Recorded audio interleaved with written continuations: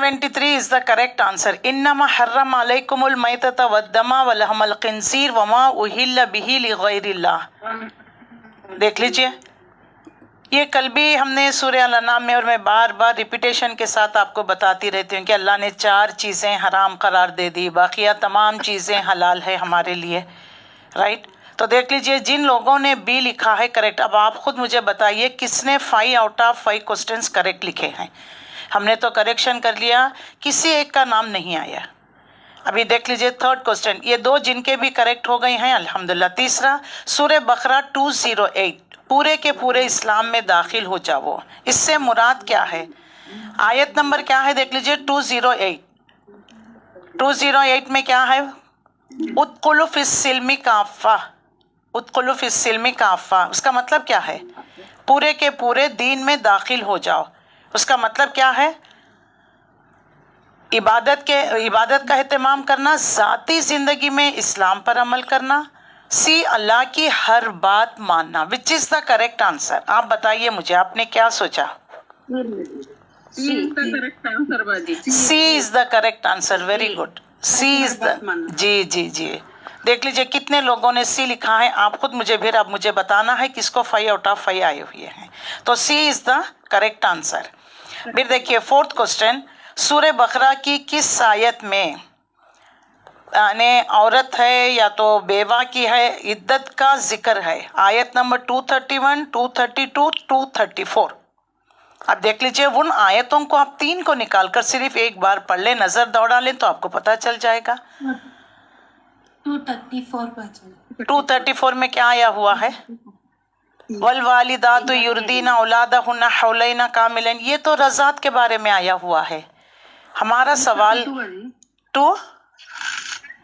231 is the correct answer. किसने कहा? अभी कोई बता रहा था, कौन था वो?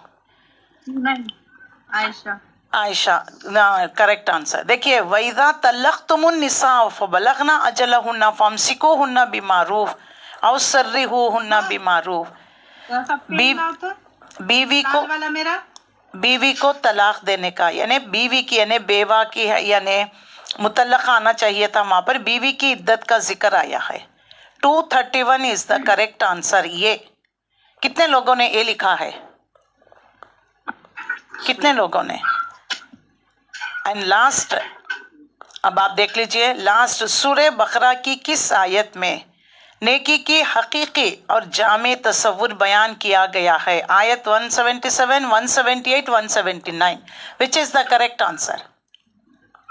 सी 177।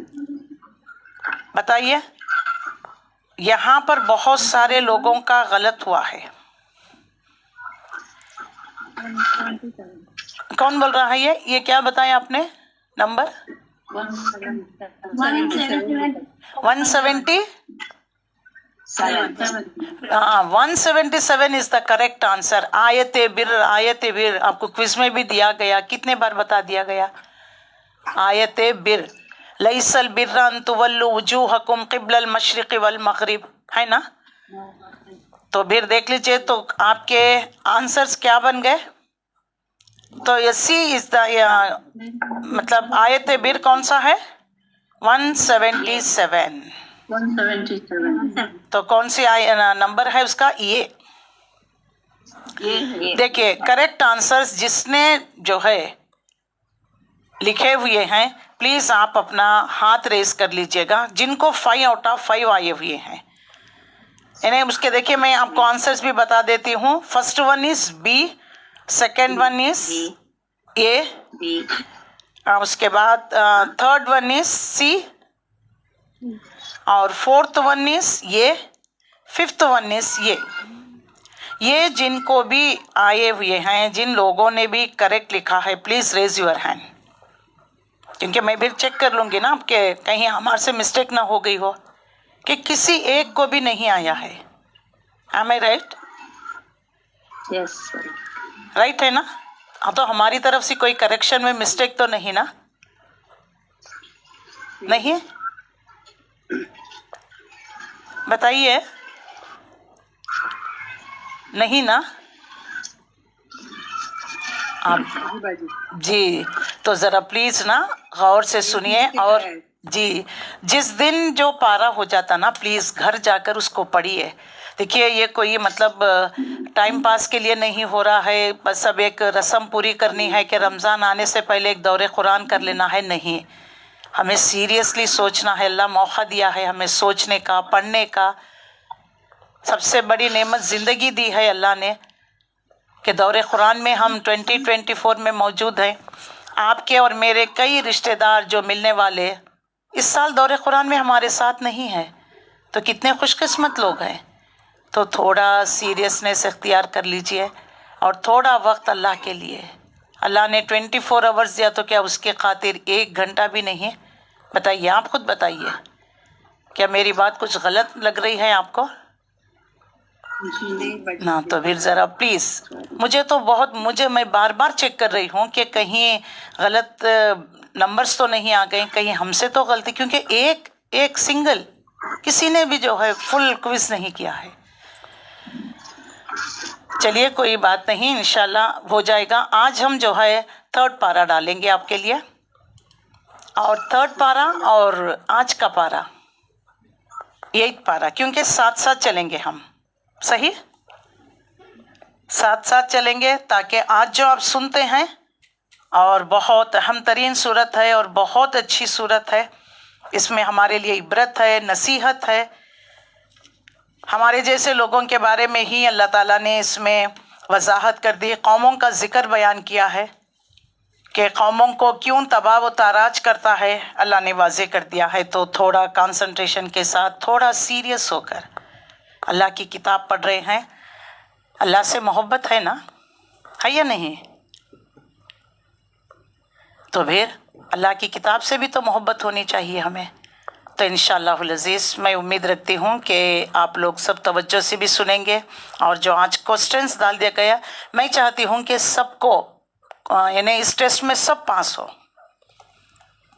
تو اس کو توجہ سے بھی سنیے، پوائنٹس نوٹ ڈاؤن کر لیجئے. ایک مرتبہ پھر آپ پڑھ لیجئے گھر جا کر انشاءاللہ العزیز.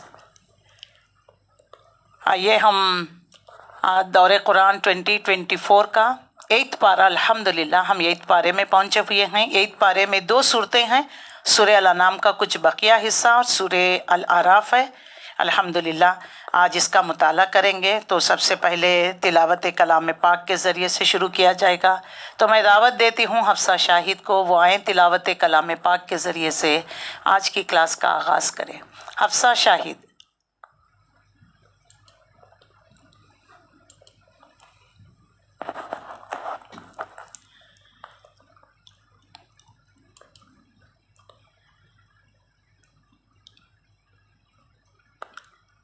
حفصہ شاہد کو جی انمیوٹ کیا جا رہا ہے. جی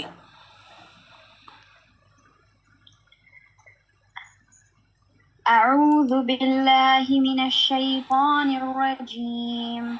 بسم الله الرحمن الرحيم. ألف لام ميم صاد. كتاب أنزل إليك فلا يكن في صدرك حرج منه لتنذر به وذكرى للمؤمنين. اتبعوا ما أنزل إليكم من ربكم ولا تتبعوا من دونه أولياء قليلا ما تذكرون. وكم من قرية أهلكناها فجاءها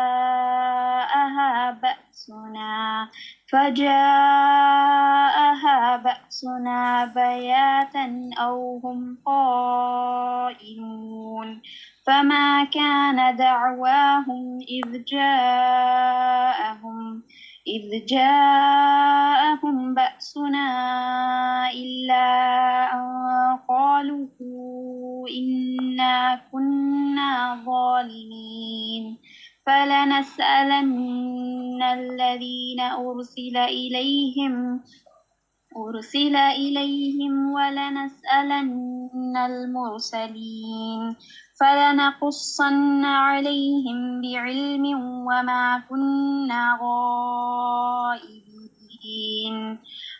والوزن يومئذ الحق فمن ثقلت موازينه فأولئك هم المفلحون ومن خفت موازينه فأولئك الذين خسروا أنفسهم بما كانوا بآياتنا يظلمون ولقد مكناكم في الأرض وجعلنا لكم فيها معايش قليلا ما تشكرون صدق الله العظيم صدق اللہ العظیم رب اشرح لی صدری ویسر لی امری واحلل عقدۃ من لسانی یفقہوا قولی رب زدنی علما الحمدللہ رب العالمین والصلاة والسلام علی رسولہ الکریم وعلیہ وصحبہ اجمعین والعاقبۃ للمتقین اما بعد محترم خواتین اور عزیز بہنوں السلام علیکم ورحمۃ اللہ وبرکاتہ اعوذ باللہ من الشیطان الرجیم بسم اللہ الرحمن الرحیم اللہم انفعنا بما علمتنا وعلمنا ما ينفعنا وزدنا علما رب یسر ولا تعسر وتمم بالخیر رب یسر ولا تعسر وتمم بالخیر آمین یا رب العالمین۔ یا اللہ ہمارے لیے اس قرآن کو ہدایت کا ذریعہ بنا دے۔ اللہ اس قرآن کے ذریعے ہمارے رنج غم پریشانیاں دکھ بیماری تکالیفوں کو دور کرنے کا سبب بنا دے، ہمارے لیے دونوں جہاں میں نعمتوں کا ذریعہ بنا دے۔ اللہ یہ قرآن ہمارے حق میں حجت کرنے والا بنا دے۔ یا اللہ اس قرآن کے ذریعے ہمارے دل کے ہمارے زندگی کے جہالت کے گمراہی کے پردے چھٹ جائیں، خرافات بدعات شرک سے ہمیں بچا لے۔ یا اللہ ہم سب کو اس کتاب کا حق ادا کرنے والا بنا دے، ہمارے آنے والی نسلوں کو اس کی اہمیت واضح کرا دے، حاملین قرآن بنا دے، ہمارے لیے صدقے جاریہ بنا دے، ہم اپنے والدین کے حق میں صدقے جاریہ بن جائے۔ یا رب العالمین جو کچھ اس میں سے ہم سنتے ہیں سیکھتے ہیں اس پر ہمیں عمل کرنے کی توفیق عطا فرما، ہماری برائیاں ہماری کوتاہیاں ہماری لغزشیں یا اللہ ہم سے دور فرما دے، ہمیں نیک اور صالح لوگوں کا امام بنا دے، نیک متقی لوگوں کا ہمیں امام بنا۔ یا اللہ ہم سے وہ بہترین نسل چلا جو آگے جا کر اس قرآن کا حق ادا کرنے والی بنا دے۔ اے اللہ اس قرآن کے ذریعے ہمارے گھریلو ہماری معاشرتی ہماری معیشتی یا اللہ سب مسئلوں کو تو حل کر دے۔ اللہم ارنا الحق حقا وارزقنا اتباعہ وارنا الباطل باطلا ووفقنا لاجتنابہ ولا تجعلہ ملتبسا علینا فنضل واجعلنا للمتقین اماما۔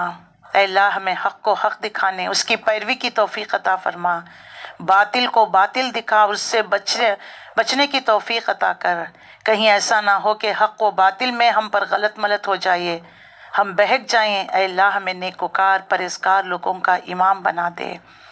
اللہم یا معلم آدم و ابراہیم علمنی، اے آدم اور ابراہیم علیہ السلام کے سکھانے والے رب، و یا مفہم سلیمان فہمنی، سلیمان علیہ السلام کو سمجھانے والے ہمیں بھی اس قرآن کو سمجھا دے۔ اللہم انس وحشتی فی قبری، اللہم ارحمنی بالقرآن العظیم وجعلہ لی اماما و نورا و ہدی و رحمہ۔ اللہم ذکرنی منہ ما نسیت وعلمنی منہ ما جہلت وارزقنی تلاوتہ آناء اللیل و آناء النہار وجعلہ لی حجتا یا رب العالمین۔ آمین یا رب العالمین۔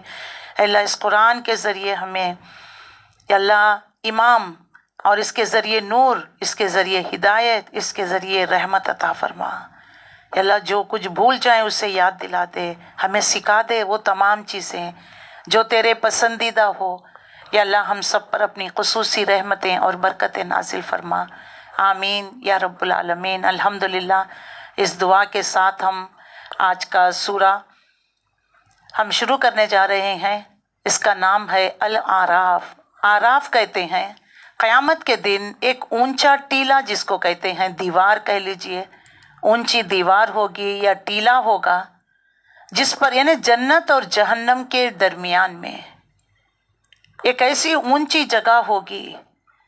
वहां कुछ लोग क़यामत के दिन उनका रिजल्ट विथेल्ड कर दिया जाएगा, पोस्टपोन, ना डिक्लेयर के ना पास हो गए ना फेल हुए हैं, विथेल्ड कर दिया जाएगा रिजल्ट। ये वो लोग हैं आराफ, ना इतने नेकियां के जन्नत में जाने के लायक, ना इतने गुनाह के जहन्नम में जाएंगे, बल्कि इनके जो है क़यामत तक पूरा सबका हिसाब नहीं हो जाता, इनके रिजल्ट्स को विथेल्ड कर कर रख दिया जाता। वो जब जन्नत की तरफ, जन्नत वालों की नेमतों की तरफ देखते हैं तो अल्लाह से दुआ करने लगते हैं कि परवरदिगार हमें अपनी रहमत से ढांप ले, और जहन्नम की तरफ देखते हैं तो जहन्नम से पनाह मांगने लगते हैं कि अल्लाह हमें इससे, इस दोज़ख की आग से बचा ले। और उनका मुकालिमा, उनका डायलॉग जन्नतियों से कि थोड़ा सा पानी हम पर डाल दो, थोड़ा सा खाना हमें दे दो। तो ये तमाम चीज़ें उस वक़्त, कुछ भी दुआएं, अल्लाह से तौबा, इस्तग़फ़ार, ये कोई चीज़ हमें काम नहीं आने वाली है। उस दिन कुछ काम नहीं आएंगे, सिर्फ जो करना है अभी करना है। हमें अल्लाह ने वक्त दिया है, मोहलत दी है, तो इसको यूटिलाइज करना है, गफलत में नहीं पड़े रहना है। कुरान मजीद की एक एक लफ्ज़, एक एक आयत ज़बर ज़ेर पेश भी अहमियत रखता है।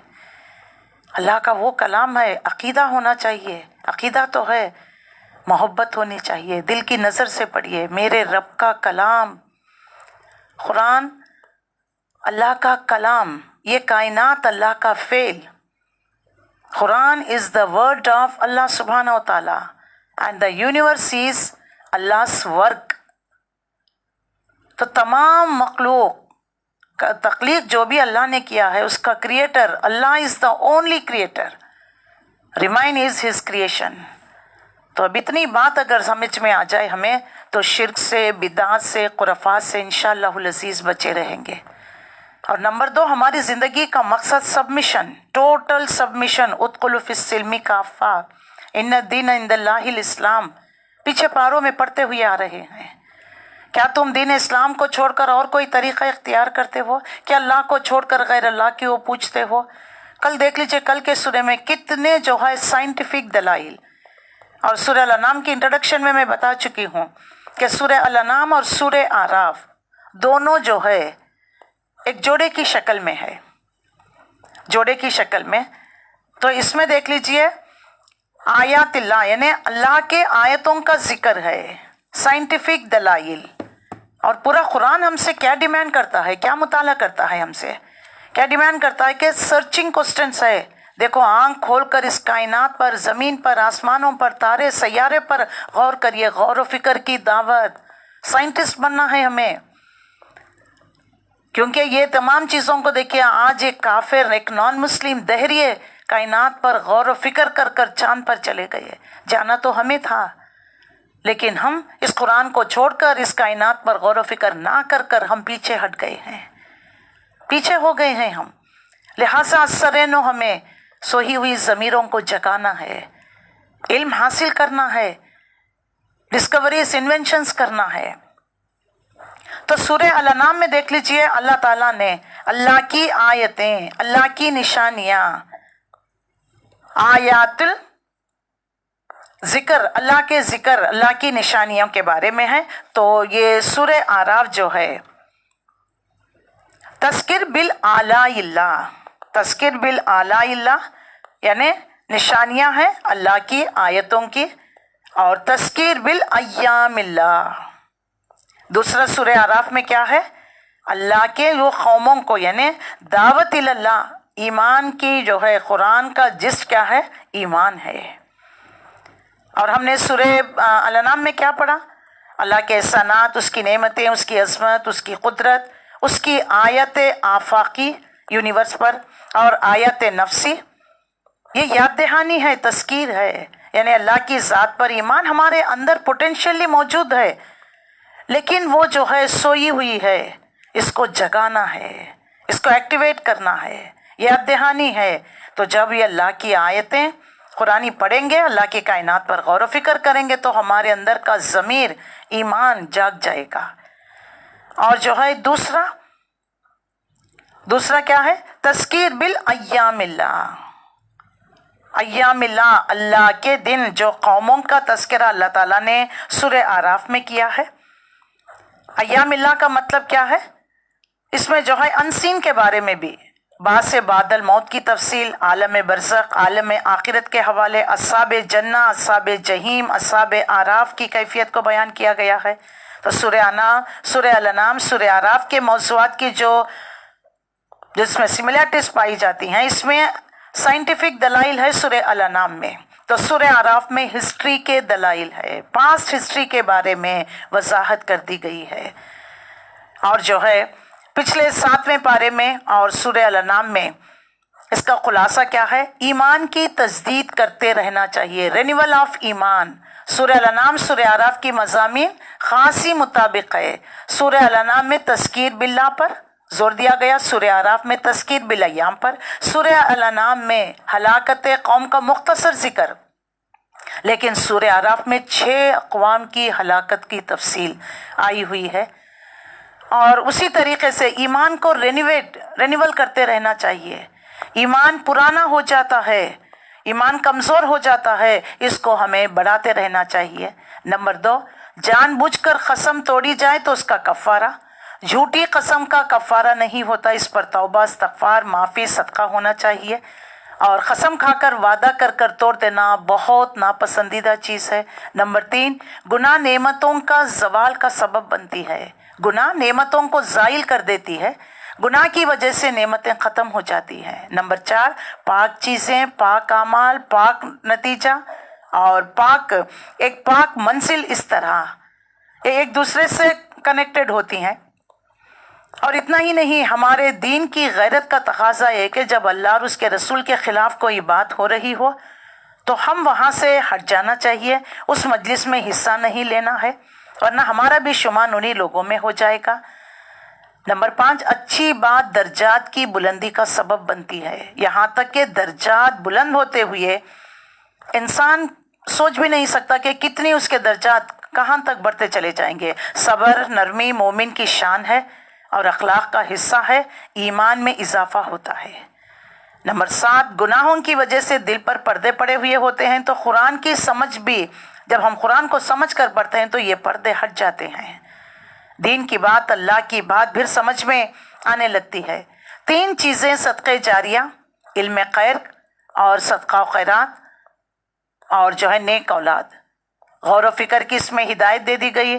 اللہ سبحانہ تعالیٰ کی معرفت نہ ہونا اللہ سبحانہ تعالیٰ کی ناقدری ہے۔ اللہ کی قدر کرنے کا حق یہ ہے کہ انسان اللہ کی معرفت کو اختیار کر لے۔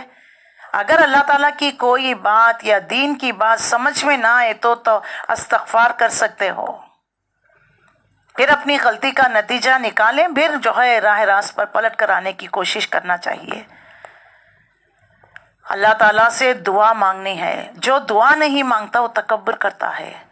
اللہ سبحانہ تعالیٰ کو ہاتھ اٹھا کر جب مانگتا ہے عاجزی انکساری کے ساتھ، تو اللہ کو شرم محسوس ہوتی ہے کہ بندے کو خالی ہاتھ لوٹا دے۔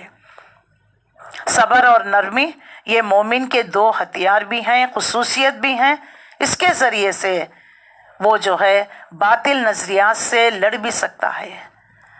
تو یہ چند باتیں رہی ہیں، سورہ الانعام کی بھی ہے، اور سورہ الانعام میں ہم نے ایک بات پڑھی کہ اللہ تعالیٰ نے وضاحت کر دی کہ ایک نیکی اگر صرف تم نے تصور کر لیا تو اس کا بدلہ 1، اگر عملاً کرو گے تو 10 نیکیاں لکھ دی جائے گی۔ اور دین اسلام میں اللہ تعالیٰ نے طریقہ کار بتا دیا، سماجی طور پر، سیاسی طور پر زندگی گزارنے کا، ہر اعتبار سے، عبادت کے اعتبار سے۔ لیکن دین میں ہم نے صرف ریچولز کو، عبادت کو لے لیا، ہم نے سمجھ لیا کہ یہی دین ہے، اس کا مطلب یہی دین ہے۔ ہماری گفتگو، ہماری لین دین، ہمارے بات چیت، ہمارے تعلقات، ہمارے رشتہ داریاں، یہ سب ہم اس کو امپورٹنس نہیں دیتے، سمجھتے ہیں کہ تو یہ تو دنیا کے معاملات ہیں۔ دین کا مطلب بس جی تہجد گزار بن جاؤ، روزے پر روزہ رکھو، حج پہ حج، زکوٰۃ دیتے رہو اور عمرہ پہ عمرہ کرو، بس اللہ اللہ خیر صلی اللہ نہیں۔ ہر وہ چیز جو اللہ نے تمہیں حکم دیا ہے اس کو کر گزرنا ہے، ہر وہ چیز اللہ نے ناپسند اس سے رک جانا ہے۔ یہی اطاعت ہے, یہی سبمیشن ہے. کائنات کی ہر چیز اللہ کے وہ اپنے آپ کو سپرد کری ہے, لیکن اللہ نے جن اور انس کو ہی یہ آزادی دے رکھا ہے کہ چاہے تو وہ اختیار کرے, چاہے تو نہیں. لیکن تھوڑی مدت کے لیے ہمیں چھوٹ دے دی گئی ہے, اس کے بعد حساب کتاب ہوگا. پچھلے پارے میں سورے میں بھی ہم پڑھ چکے ہیں بتوں کے نام پر جانور کو وقف کرنا. رسول اللہ صلی اللہ علیہ وسلم نے فرمایا کہ میں نے جہنم کو دیکھا کہ اس کے بعض حصے بعض دوسرے حصوں کو کھائے جا رہی ہے, اور میں نے عمر بن عامر خزائی کو دیکھا, وہ اپنی آنتیں اس میں گھسیٹتا پھر رہا تھا. وہ شخص ہے جس نے سب سے پہلے سائبہ چھوڑنے کی رسم ایجاد کی, اور سب سے پہلے اسی نے حبل نامی بت کو لا کر کعبے کی چھت پر رکھا تھا. اس کو بخاری نے روایت کیا. تو جو کوئی جو کام پہلے شروع کرتا ہے نا, تو اس کو جو بھی فالو کرتے ہیں ان سب کا گناہ اس کے اوپر آ جائے گا.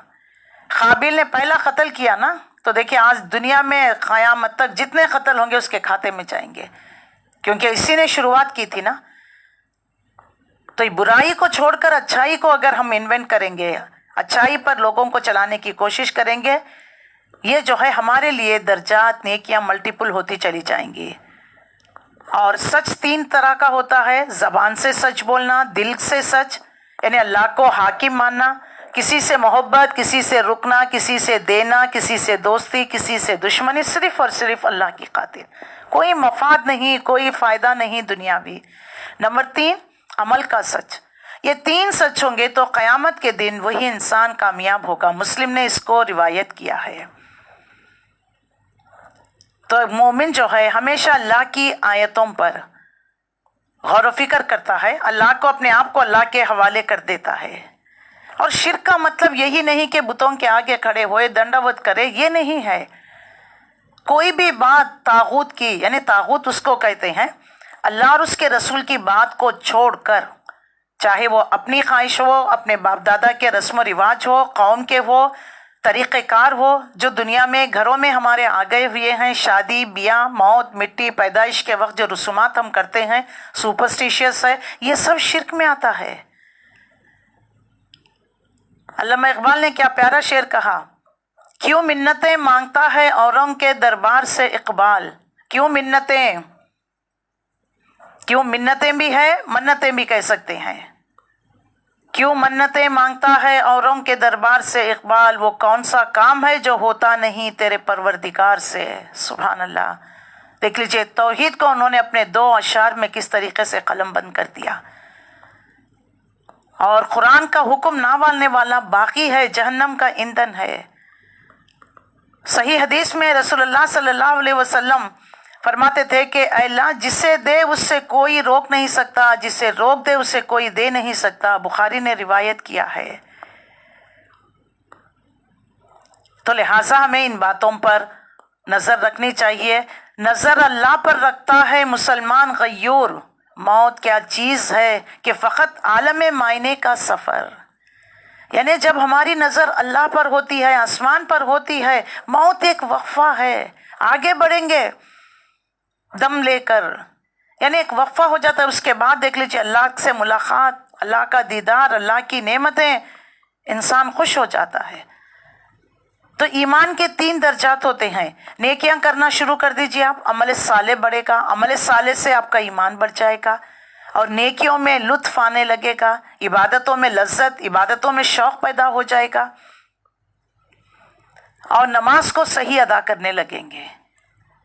تو یہ ایمان کے 3 درجات ہیں, نیکیاں, اس کے بعد دیکھ لیجیے عمل صالح کرنے سے, اس کے بعد نماز. اس سے جو ہے ہمارا ایمان بڑھتا چلا جاتا ہے.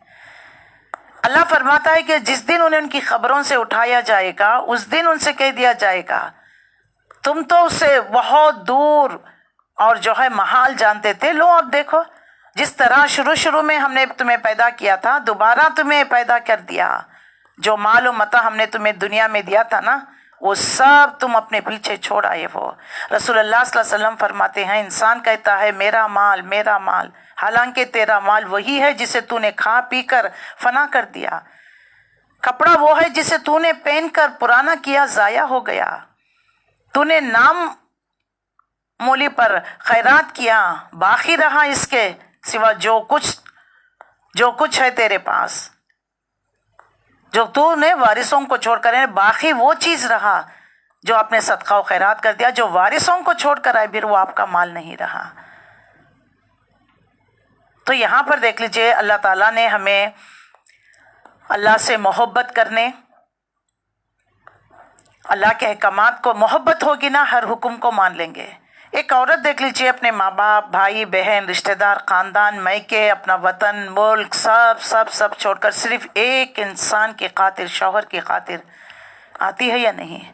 محبت ہے نا تبھی تو آتی ہے۔ شوہر سے محبت ہے اسی لیے ہر چیز کو، اس کی کمی، کوتاہیاں، زیادتیوں کو برداشت کرتی ہے۔ سسرال میں جو کھٹ پٹ ہوتی ہے اس کو بھی برداشت کرتی ہے۔ اگر محبت نہ ہونا تو کوئی ایک دن بھی نہیں ٹکے گا۔ اللہ خیر صلی اللہ، لڑائی جھگڑا ہوا کہ انسان نکل جائے گا۔ تو یہ محبت ہے، تو یہ اللہ سے اگر محبت ہوگی تو کیا ہوگا؟ اللہ کے احکامات کو ماننے لگیں گے اور اللہ کے احکامات ہمیں مشکل نظر نہیں آئیں گے۔ تو اس طریقے سے جو ہے یہ اللہ کا کلام ہم پڑھنے جا رہے ہیں، تو اللہ سے محبت، ہدایت کی، رہنمائی کی دعا کرتے ہوئے ہم جو ہے سورہ اعراف کا آغاز کرتے ہیں۔ اس سورہ کا نام سورہ اعراف اس لیے رکھا گیا ہے کہ اس میں اعراف، اصحاب اعراف کا ذکر آیا ہے، اور جس میں اعراف کا لفظ آیا ہے اسی مناسبت سے سورہ کا نام سورہ اعراف رکھ دیا گیا ہے۔ یہ رسول اللہ صلی اللہ علیہ وسلم کے مکہ معظمہ کے آخری دور، یعنی مکے کے دور کو جو ہے 13 سال کے دور کو 4 حصوں میں اگر ہم تقسیم کریں، رسول اللہ کو نبوت 40ویں سال ملی۔ اس کے بعد دیکھ لیجئے آپ صلی اللہ علیہ وسلم نے جس دن سے نبوت ملی اس دن سے 3 سال تک خاموشی کے ساتھ دعوت و تبلیغ کرتے رہے۔ اس کے بعد 4تھے سال اللہ کا حکم ہوا اور آپ صلی اللہ علیہ وسلم نے دعوت کو اعلان کر دیا۔ چوتھا سال، 5واں، 6واں، یہ سیکنڈ دور، 2 ہجرت حبشہ ہوئی، 5th ایئر بھی ہوئی، 6th ایئر بھی ہوئی۔ اس کے بعد 7 سے لے کر 10 تک سوشل بائیکاٹ کر دیا گیا، بہت کٹھن دور رہا۔ شاب ابی طالب میں جا کر میسر ہو گئے۔ سوشل بائیکاٹ، نہ لین دین، تجارت، سیاست، وراثت، شادی، نکاح، بات چیت، کچھ نہیں، سوشل بائیکاٹ کر دیا گیا۔ اس کے بعد 4تھا دور 11 سے لے کر 13 تک، یہ تو بہت کٹھن۔ ایک دور، سیکنڈ دور پہلے دور سے زیادہ کٹھن، 3rd دور سیکنڈ دور سے بہت مشکل، اور 4th تو بس انتہا رہی۔ تو اس دور میں اللہ تعالیٰ نے آپ صلی اللہ علیہ وسلم کی دلجوئی کے لیے یہ سورہ نازل کیے، جو سورہ الانعام ہم نے پڑھا، سورہ اعراف ہم نے پڑھنے جا رہے ہیں، یہ صورتیں ہیں۔ اللہ تعالیٰ نے مومنوں کو، اہل ایمان کو رسول اللہ صلی اللہ علیہ وسلم کی دلجوئی، اور رسول اللہ صلی اللہ علیہ وسلم نے صحابہ کو دنیا سے محبت، ان کے دلوں سے دنیا کی محبت نکال کر آخرت کی محبت۔ رسول اللہ صلی اللہ علیہ وسلم نے فرمایا مجھے دنیا سے کیا سروکار، میری اور دنیا کی مثال تو وہ سواری جیسی ہے، تھوڑی دیر سایہ لینے کے لیے کسی درخت کے نیچے رکا، پھر اسے جو ہے اسے چھوڑ کر آگے چل پڑے۔ تو یہ دنیا سستانے کی جگہ ہے، یہاں پر رکنے کی جگہ نہیں۔ تو اللہ کے رسول صلی اللہ علیہ وسلم نے اسی طرح واضح کر دیا۔ تو ہمیں دنیا سے اتنی ہی دنیا کو برتنا ہے۔ میں آپ کو ہمیشہ ایک مثال دیتی ہوں، کشتی جب تک پانی پر ہے کشتی کو کوئی نقصان نہیں، آپ کا سفر بھی چل رہا ہے، کشتی جو ہے تیر بھی رہی ہے، آپ جو ہے اپنی منزل تک پہنچ رہے ہیں۔ جس دن کشتی کا پانی، یعنی سمندر کا پانی کشتی میں آ گیا تو کشتی کو لے کر ڈوبے گی۔ تو دنیا کی محبت ہاتھوں میں ہونا چاہیے، دل میں اتر گئی تو پھر نقصان۔ دل میں جو محبت ہونی ہے وہ ہے آخرت کی ہے، نہ کہ دنیا کی۔ تو لہٰذا ہمیں آخرت کی محبت پیدا کرنی چاہیے۔ اللہ کے رسول صلی اللہ علیہ وسلم نے فرمایا سلام پھیلاؤ تم سلامت رہو گے، اور سلام کے فائدے مغفرت ہے، ایک دوسرے کو دعا ہم دے رہے ہیں۔ رسول اللہ صلی اللہ علیہ وسلم نے فرمایا تم جنت میں داخل نہیں ہو سکتے جب تک کہ ایمان نہ لاؤ، تم ایمان نہیں لا سکتے جب تک کہ آپس میں محبت نہ کرو۔ کیا تمہیں ایسی بات نہ بتا دوں جبکہ تم اس پر عمل کرنا کرو گے تو تمہارے لیے تمہارے درمیان محبت پیدا ہو جائے گی. بس تم آپس میں سلام کو عام کرو. جہاں محبت میں کمی دیکھے سلام کو رواج. شوہر بیوی کے درمیان اختلافات، لڑائی جھگڑا، اگر سلام کریں گے تو وہ تمام چیزیں ختم ہو جاتی. اللہ کے رسول نے فرمایا سب سے بڑا بخیل وہ ہے جو سلام میں بخل کرتا ہے. ذرا ہم اپنے رویوں پر غور کریں. رسول اللہ نے فرمایا ایک مسلمان کی ہر چیز دوسرے مسلمان پر حرام ہے، اس کا جان، مال، خون اور عزت اور آبرو. اگر تمام آسمان اور زمین والے کسی مومن کو قتل میں شریک ہو، کسی مومن کے قتل میں شریک ہو، اللہ ان سب کو جہنم میں دھکیل دے گا. تو یاد رکھیے صرف برائی کو دیکھنا روکنا ہی نہیں، برائی کو دیکھ کر خاموشی اختیار کرنا اتنا ہی ہے جتنا وہ برائی کرنے والوں کو جو گناہ ملتا ہے. تو لہٰذا اپنے آپ کو جو ہے ایک مومن بندہ بنائیے، اندر سے ہمت پیدا کریے، اللہ سے اپنے تعلق کو مضبوط کرتے رہیے، اللہ کی رسی کو مضبوطی کے ساتھ تھام لیجیے. تبھی جا کر جو ہے ہمارا ایمان بھی پختہ ہوگا، ہم اللہ سے جو ہے ہمارا تعلق بھی مضبوط ہوگا. اور اس سورے میں جو ہے تقریباً اس سورے کا مضمون کیا ہے؟ رسالت. پوری کی گفتگو اول سے لے کر آخری تک، یعنی قیامت کا ذکر بھی آیا ہے اور انبیاء کا ذکر، قوموں کا، ان کی ضد اور ہٹ درمی، انبیاؤں کی بات کو نہ ماننا، اللہ کی آیتوں کو جھٹلانا، نبیوں کی باتوں کو نہ ماننا، معجزات طلب کرنا، اگر تم سچے ہو تو آخرت لے کر آؤ کہنا. یہ تمام چیزیں تو اپنے پیغمبروں کے مقابلے میں جو جو رویے جن جن قوموں نے اختیار کی اس کا نتیجہ بھی بتا دیا گیا ہے. پھر جو ہے دوران میں جو ہے رخ جو ہے خطاب کا رخ یہودیوں کی طرف بھی پھیر دیا گیا ہے، اس لیے کہ ساتھ ساتھ دعوت رسالت کے اس پہلو کو بھی واضح کر دیا گیا کہ پیغمبر پر ایمان لانے کے بعد اس کا ساتھ نہ دینا، منافقانہ روش اختیار کرنا، سمو اطاعت اور عہد کو توڑ دینا، حق اور باطل میں تمیز اختیار نہ کرنا، یہ تمام چیزوں کا انجام کیا ہوگا اللہ نے واضح کر دیا ہے. پھر سورہ کے آخری میں رسول اللہ صلی اللہ علیہ وسلم اور آپ کے صحابہ اکرام کو حکمت تبلیغ کے متعلق کیسی حکمت کے ساتھ جو ہے وزڈم کے ساتھ تبلیغ کرنا ہے اس کے ہدایت بتا دی گئی ہے، اور خصوصیت کے ساتھ، یعنی ہر انسان کی مینٹل کیپیسٹی اس کے لیول کو دیکھ کر تبلیغ کرنا ہے. پڑھے لکھوں میں اس کا انداز الگ ہونا چاہیے، عام ہاؤس وائفز ہوتے ہیں ان کے ساتھ معاملہ کچھ اور ہونا چاہیے، سب کو ایک ہی لکڑی سے نہیں ہانکا جائے گا. تو لہٰذا اس میں جو ہے دعوت و تبلیغ کا احکامات بتا دیے گئے، کس طرح سے دعوت و تبلیغ کرنی ہے. اور دوسرا اہم بات جو بتا دی گئی رسالت پر مبنی ہے یہ سورت. تو آئیے ہم شروع کرتے ہیں. اس میں کل جو ہے 206 آیتیں ہیں اور 24 رکوات پر مشتمل ہے. آیت 1 سے 10 لے کر اس کا یعنی پورے انڈیکس کو بیان کر دیا گیا. اس کے بعد 11 سے 35 اصل کا بیان یعنی ابتدا کا بیان، کیسے کائنات وجود میں آئی، اور 36 to 58 ابد کا انجام کیا ہوگا، اینڈ کیا ہوگا اس کا. 59 سے لے کر 141 تک 6 اقوام کی داستان کا بیان. تو آئیے ہم آیت نمبر 1 سے 10 تک لیں گے. شروع کرتی ہوں اللہ کے نام سے جو بے انتہا رحمان اور رحیم ہے. الف لام میم صاد حروف مقطعات ہے. اس کو الگ الگ پڑھا جائے گا. اس کے معنی اور مفہوم تو نہیں بتایا گیا، لیکن اس کے بارے میں بتا دیا گیا. الف پر 10، لام پر 10، میم پر 10. تو یہ حقیقی ہے، یقینی مفہوم ہے، اس کے بارے میں کسی کو نہیں پتا. اس کا مطلب اللہ اس کا رسول کے درمیان جو ہے راز کا درجہ رکھتا ہے.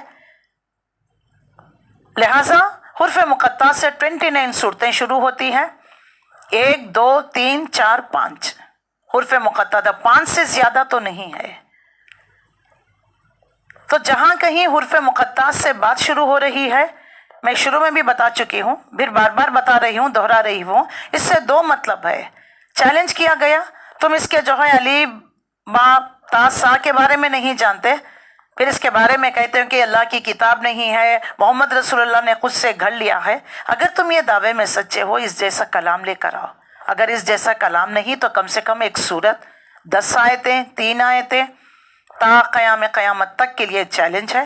نمبر 2، آج تو مذاق اڑا رہے ہو اس کلام کا، اس رسول کا، کہ مجنون ہے، ساحر ہے، جادوگر ہے، کاہن ہے، یہ خود سے گھڑ کر آتے ہیں، کچھ جنات آتا ہے پڑھاتا ہے، کچھ یہودی علماء کو باندھ کر رکھے ان سے سیکھ کر آتے ہیں، ہم پر روب جھاڑتے ہیں۔ یہ تمام اعتراضات جو ہمارے رسول صلی اللہ علیہ وسلم پر کر رہے ہو نا، آج تو ایسا لگ رہا ہے کہ یہ دعوت دم توڑ دے گی، یہ تبلیغ جو رسول اللہ صلی اللہ علیہ وسلم جو مشن لے کر نکلے ہیں دم توڑ دے گی، لیکن نہیں، پیشن گوئی کر دی گئی۔ ایک دن آئے گا یہ کلام نافذ ہو کر رہے گا، اپنے الف لام میم صاد کے ذریعے سے یہ جو ہے نافذ ہو کر رہے گا۔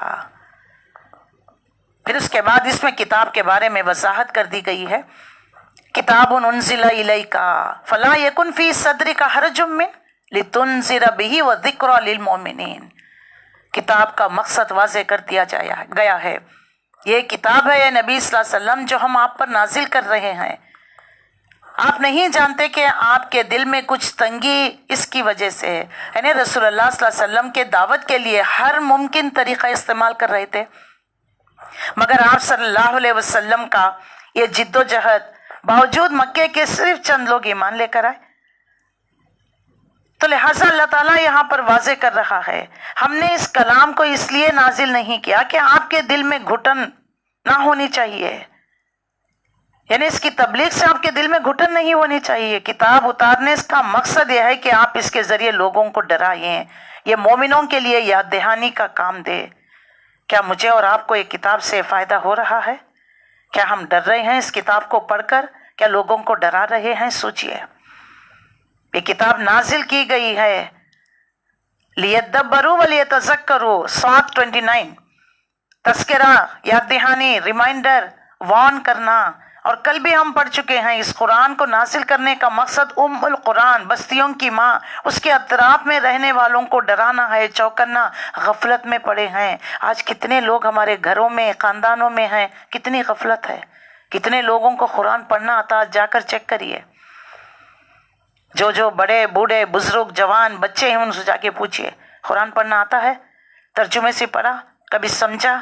نہیں تو پھر ان کو بھی سمجھائیے، پڑھ کر بتائیے، دیکھو یہ کتاب آئی ہے، ہر ایک کے نام اللہ کا خط ہے، یہ اللہ کی طرف سے خط ہے، اس میں صرف میری اور آپ کی بات نہیں ہے، پورے دنیا کی کائنات کے لوگوں کی بات ہے۔ یا ایھا الناس، دنیا کے لوگ، سب کا رب وہی ہے جس نے تم سے پہلے لوگوں کو پیدا کیا، تمہیں پیدا کیا، تمہارے بعد آنے والوں کو بھی وہی پیدا کرے گا۔ تو ان سب کے لیے یہ کتاب ہے۔ یہ آئی کس لیے ہے؟ لِتُنذِرَ بِهِ، اس کے ذریعے سے اس کتاب کے ذریعے سے ڈرائیے، وارن کریے۔ ڈرانے کا مطلب شیر، چیتا، ببر، شیطان اس طرح سے ڈرانا نہیں ہے، وارن کرنا، نرمی کے ساتھ لوگوں کو اس قرآن کی طرف لے کر آنا، بتانا دیکھو تم غفلت میں پڑے ہوئے ہو، یہ جو کام کر رہے ہو، یہ حرکت کر رہے ہو، یہ صحیح نہیں ہے، یہ اسلام کے خلاف ہے، تمہارا رب پسند نہیں کرتا، دیکھو اس کا وبال کل تمہیں آخرت میں جواب دینا ہے۔ جیسے ہم بچوں کو پیار محبت سے سمجھاتے ہیں اسی طریقے سے ہمیں سمجھانا ہے۔ تو لہٰذا واضح کر دیا گیا یہ کتاب آئی ہے، اے نبی صلی اللہ علیہ وسلم اس کتاب کے ذریعے آپ لوگوں کو وارن کریے، ایمان کی طرف دعوت دیجیے، کتاب کی طرف لوگوں کو بلائیے۔ لِتُنذِرَ بِهِ وَذِکْرَىٰ، یاد دہانی، ریمائنڈر ہے۔ سورہ الانعام 19 میں بھی آیا وَأُوحِیَ إِلَيَّ هَٰذَا الْقُرْآنُ لِأُنذِرَكُم بِهِ وَمَن بَلَغَ، یہ قرآن میری طرف اس لیے وحی کیا گیا ہے کہ اس کے ذریعے میں تمہیں خبردار کروں جس کو یہ پہنچے۔ ذرا اس آیت پر غور کریے، مجھے یہ قرآن مجھ تک پہنچ گیا ہے نا، تو کیا ہمارے دل میں ڈر پیدا ہو گیا؟ اللہ کا خوف، اللہ کی محبت، اللہ کے آگے کھڑے ہونے کا احساس، جواب دہی کا احساس پیدا ہوا؟ پھر تو اگر نہیں پیدا ہوا ہے تو خسارے میں ہے۔ اللہ فرماتا ہے کہ اس قرآن کے ذریعے سے ڈراؤ، یاد دہانی کراؤ۔ اہل ایمان کے لیے جو سلیم الفطرت لوگ ہیں ان کے اندر پوٹینشیل ایمان موجود ہے، ان کے اس سوئے ہوئے ایمان کو بیدار کرنے کے لیے یہ کتاب ایک طریقے سے یاد دہانی ہے، جسے آپ کو کوئی چیز بھول گئی ہے، دیکھیے کبھی ہم ہندوستان آتے ہیں، کوئی تحفے دیتے ہیں، تحائف رکھ کر لے کر آ جاتے ہیں، جب کبھی کئی عرصہ بعد جب کھولتے ہیں تو وہ جو تحفہ نظر آتا ہے تو کھولتے ہیں تو پورا وہ منظر یاد آتا ہے نا، کب دیا تھا، کس نے دیا تھا، وہ مقام کیا تھا، کیا کیا لوگوں نے کہا تھا، وہ سب منظر یاد آ جاتا ہے نا۔ اسی طریقے سے جو جیسا بھولی ہوئی چیز اچانک ہمیں وہ چیز دیکھ کر یاد آ جاتی، اسی طرح اللہ نے اپنی معرفت کے حصول کے لیے اس کائنات کی نشانیوں کو یاد دہانی ذکرہ بنا دیا ہے۔ نمبر 2 کیا ہے؟ اتبعوا ما انزل الیکم من ربکم، پیروی کرو اس کی جو چیز نازل کیا گیا ہے تمہاری طرف، تمہارے رب کی طرف سے۔ یہ نہ کسی انسان کا کلام ہے، نہ رسول اللہ نے اپنے سے گھڑ لیا، وہ تمام اعتراضات کا جواب دیا گیا جو مشرکین مکہ کہا کرتے تھے رسول اللہ کے بارے میں، خود گھڑ لیا ہے۔ اور اس کے بعد وَلَا تَتَّبِعُوا مِن دُونِهِ أَوْلِيَاءَ، اور اس کو چھوڑ کر کسی اور کی پیروی نہ کرو، کسی اور کو اپنا سرپرست مت بناو، کم ہی ہیں جو نصیحت حاصل کر، قلیلا ما تذکرون۔ اب بتائیے کیا ہمارے گھر کے فیصلے، ہمارے سیاست، ہمارے وراثت، ہمارے طور طریقے، رسم و رواج، جینا مرنا، صبح سے لے کر شام ہونے تک، رات سونے تک، پیدائش سے لے کر موت تک، کیا ہمارے زندگی کے پورے کام جو ہے اللہ کے اس حکم، اس کتاب کے تابع ہوتے ہیں؟ سوچئے ذرا، 2 سیکنڈ دیتی ہوں، سوچئے کیا ہم اس کے مطابق کر رہے ہیں؟ تو پھر اس کا مذاق ہو رہا ہے۔ کتاب کو تو پڑھتے ہیں چوم چاٹ کر اوپر، اس کو بڑا اسی طرح مانا جاتا کہ یہ نیچے نہیں آئے، اس کے اوپر کوئی چیز نہیں رکھنا ہے، بس اس کا ادب اتنا ہی ہے، اس کے طرف پیر کر کر نہیں سونا، بس یہ کتاب آئی ہے ہمیں زندگی گزارنے کے لیے، یعنی ڈرائیونگ سیٹ پر ہم بیٹھے ہوئے ہیں، ڈرائیو کرنے کے لیے ہماری مدد کر رہی ہے، یہ ٹارچ لائٹ ہے، روشنی دے رہی ہے، لیکن ہم روشنی لینا نہیں چاہتے۔ ہمارے طور طریقے، زندگی کے معاملات، بات چیت کو دیکھ لیجئے، نہ جھوٹ چھٹا، نہ غیبت چغلی، کچھ حسد ہوس کچھ نہیں چھٹا، پھر قرآن کو پڑھ رہے ہیں۔ اس کا مطلب دوا تو لے رہے ہیں، اثر نہیں ہو رہا ہے، تو اس کا مطلب یہ ہے اس کو ایک تو سمجھا نہیں ہم نے، دوسرا سمجھا بھی ہے تو عمل کرنا نہیں چاہتے، دونوں اعتبار سے نقصان ہے، خسارہ ہے۔ لیکن آج کے بعد سے جب پتہ چل رہا ہے اسلام کا مطلب کیا ہے، ایک تو جو ہے عقیدہ، نمبر 2 عبادات، نمبر 3 رسم و رواج، پھر number 4 social, number 5 political, number 6 جو ہے اکنامیکل سسٹم آف لائف، یہ 6 پوائنٹس مل کر دین اسلام بنتا ہے۔ ہم 3 کو تو لے لیتے ہیں، 3 کو چھوڑ دیتے ہیں۔ تجارت جی میرا پرسنل ذاتی معاملہ ہے، میں رشوت لوں، میں دھوکہ دوں، میں جھوٹی قسم کھا کر بیچوں، واٹ ایور اٹ میں بی، مجھے تو پیسہ کمانا ہے، یہ تو دنیا کا معاملہ ہے نا۔ دین کہاں ہے؟ مسجدوں میں ہے، مدرسوں میں ہے، بس میں نماز روزہ حج زکوٰۃ جب کر رہا ہوں تبھی دین، اللہ اللہ، اس کے بعد اللہ نہیں، اللہ مسجد میں بیٹھا ہے نہیں۔ زندگی کے ہر کام میں، ہر بات میں اللہ کا حکم ہونا چاہیے، یہ ہے دین اسلام، یہ ہے مسلمان۔ اس کے بعد اہم ترین آیت آ رہی ہے فَلَنَسْأَلَنَّ الَّذِينَ أُرْسِلَ إِلَيْهِمْ وَلَنَسْأَلَنَّ الْمُرْسَلِينَ، بس ہم لازماً پوچھا کریں گے ان سے بھی جن کی طرف ہم نے رسول بنا کر بھیجا، اللازم رسولوں سے بھی پوچھیں گے۔ اللہ اکبر، یہ رسالت کا بہت اہم ترین موضوع ہے، اس میں بڑی جو ہے جلالی شان کی آیت ہے۔ اللہ تعالیٰ کسی قوم کی طرف رسول کو اس لیے بھیجتا ہے تاکہ اس کو وارن کرے، ان کی برائیوں کو روکے، اللہ سے جوڑے، توحید کی بات، توحید کی طرف بلائے، اس کتاب کی طرف، برائیاں ان سے دور کر دے۔ یہ ایک بہت بھاری ذمہ داری ہے جو رسولوں پر ڈالی گئی ہے۔ اگر بالفرض رسول کی طرف سے اس کو پہنچانے میں ذرا سی بھی کمی کوتاہی ہو گئی تو پھر دیکھیے پکڑ کس کی ہوگی؟ رسول کی ہوگی۔ اسی لیے رسول اللہ صلی اللہ علیہ وسلم نے حجۃ الوداع کے موقع پر دین کے بارے میں آپ صلی اللہ علیہ وسلم نے کیا فرمایا؟ کیا لوگوں میں نے تم تک انا نشهد انک قد بلغت رسالہ وادیت الامانہ ونصحت امہ وکشفت غمہ، کیا میں نے تم تک اس دین کو پہنچا دیا، امانت کی ذمہ داری ادا کر دی، رسالت کی ذمہ داری ادا کر دی؟ امانت کا حق یعنی قرآن کو جوں کا توں جو میری طرف میرے پاس امانت تھا، کیا میں نے تم تک پہنچا دیا؟ آپ نے امت کی خیرخواہی کا حق ادا کر دیا، اپنی گمراہی ضلالت کے اندھیروں کے پردے چاک کر دیے۔ رسول اللہ نے 3 مرتبہ یہ سوال کیا، 3 مرتبہ بھی جواب لیا، تینوں دفعہ شہادت کی انگلی آسمان کی طرف اٹھا کر اللہم اشہد اللہم اشہد اللہم اشہد، اللہ تو بھی گواہ رہے، یہ مان رہے ہیں کہ میں نے تیرا پیغام پہنچا دیا ہے۔ پھر آپ صلی اللہ علیہ وسلم نے فرمایا بلغ الشاہد الغائب، پہنچا دیجئے جو لوگ یہاں موجود ہیں ان لوگوں تک میرے اس پیغام کو جو یہاں موجود نہیں۔ گویا میرے کندھے سے یہ بوجھ اتر کر اب تمہارے کندھوں پر آ گیا ہے۔ اگر میں صرف تمہاری طرف رسول بن کر آیا ہوا ہوتا تو بات آج پوری ہو جاتی، مگر میں رسول ہوں تمام انسانوں کے لیے، قیامت تک کے لیے۔ لہٰذا اس دعوت و تبلیغ کو ان لوگوں تک پہنچانا یہ امت کی ذمہ داری ہے۔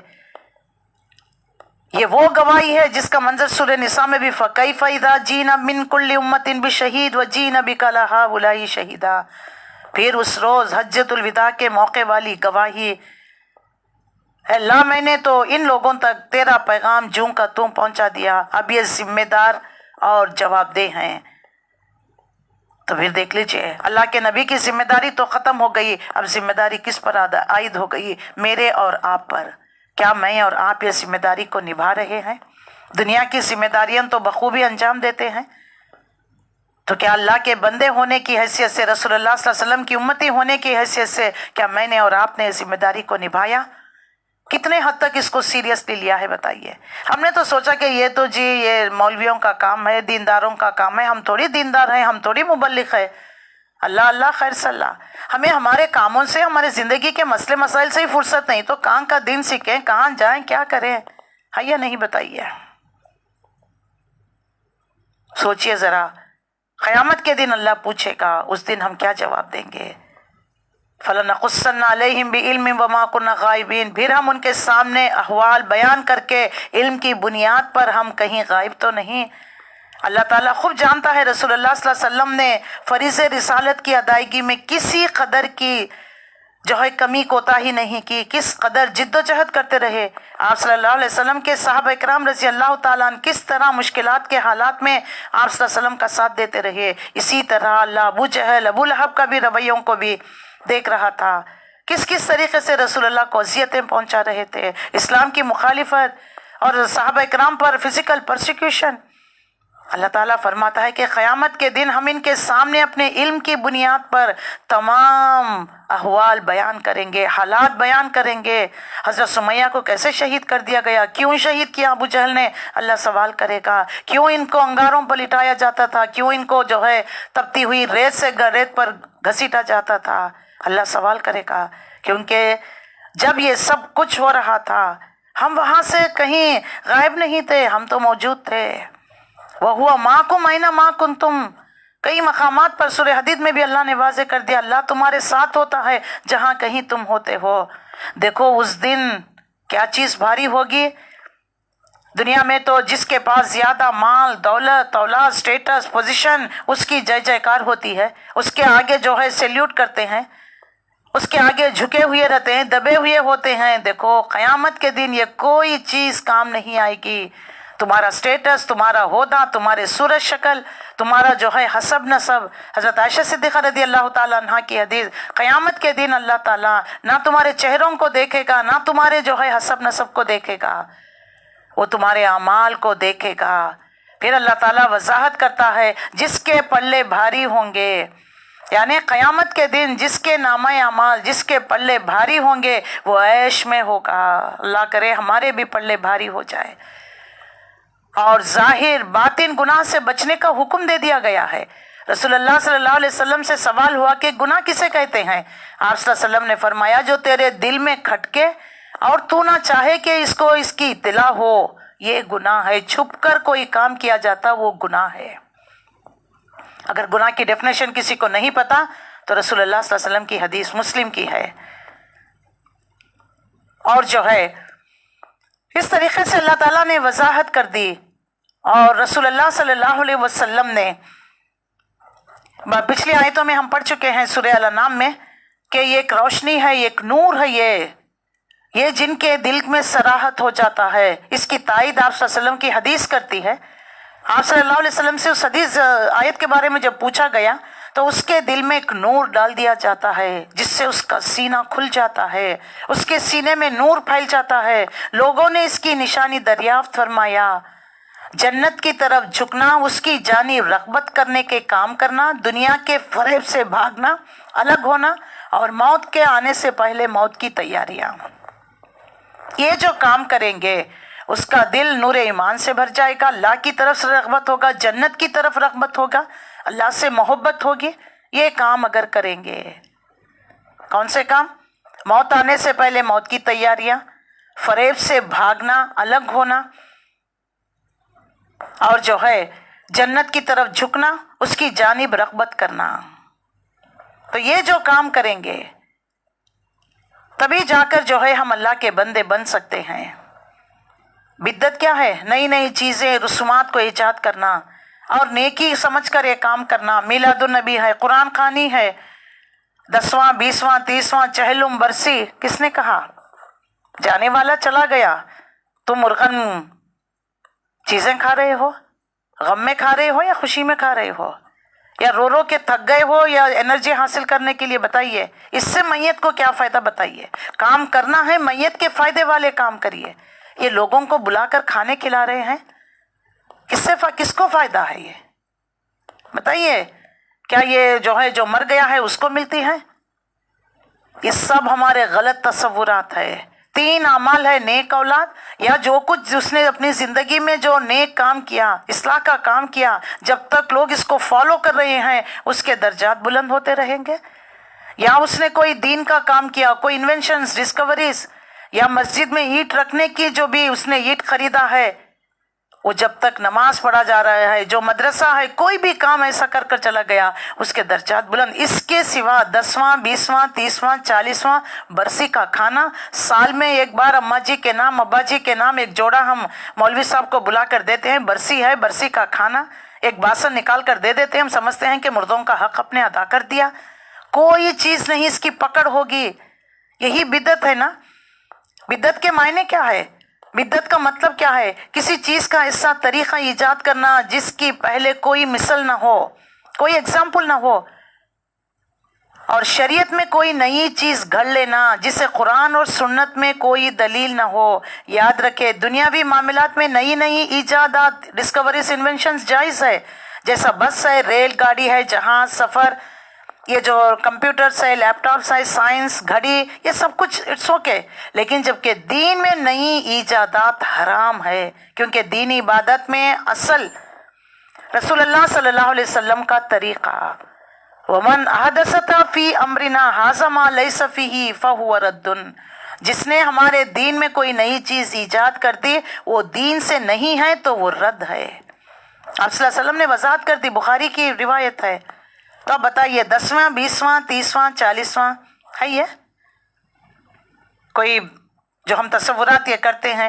اسی طرح مہندی، سانچک، ڈھولک، ہلدی، تیل، یہ سب ہے؟ چھٹی، چھلا، کچھ ہے؟ کیا کر رہے ہیں؟ کیوں کر رہے ہیں؟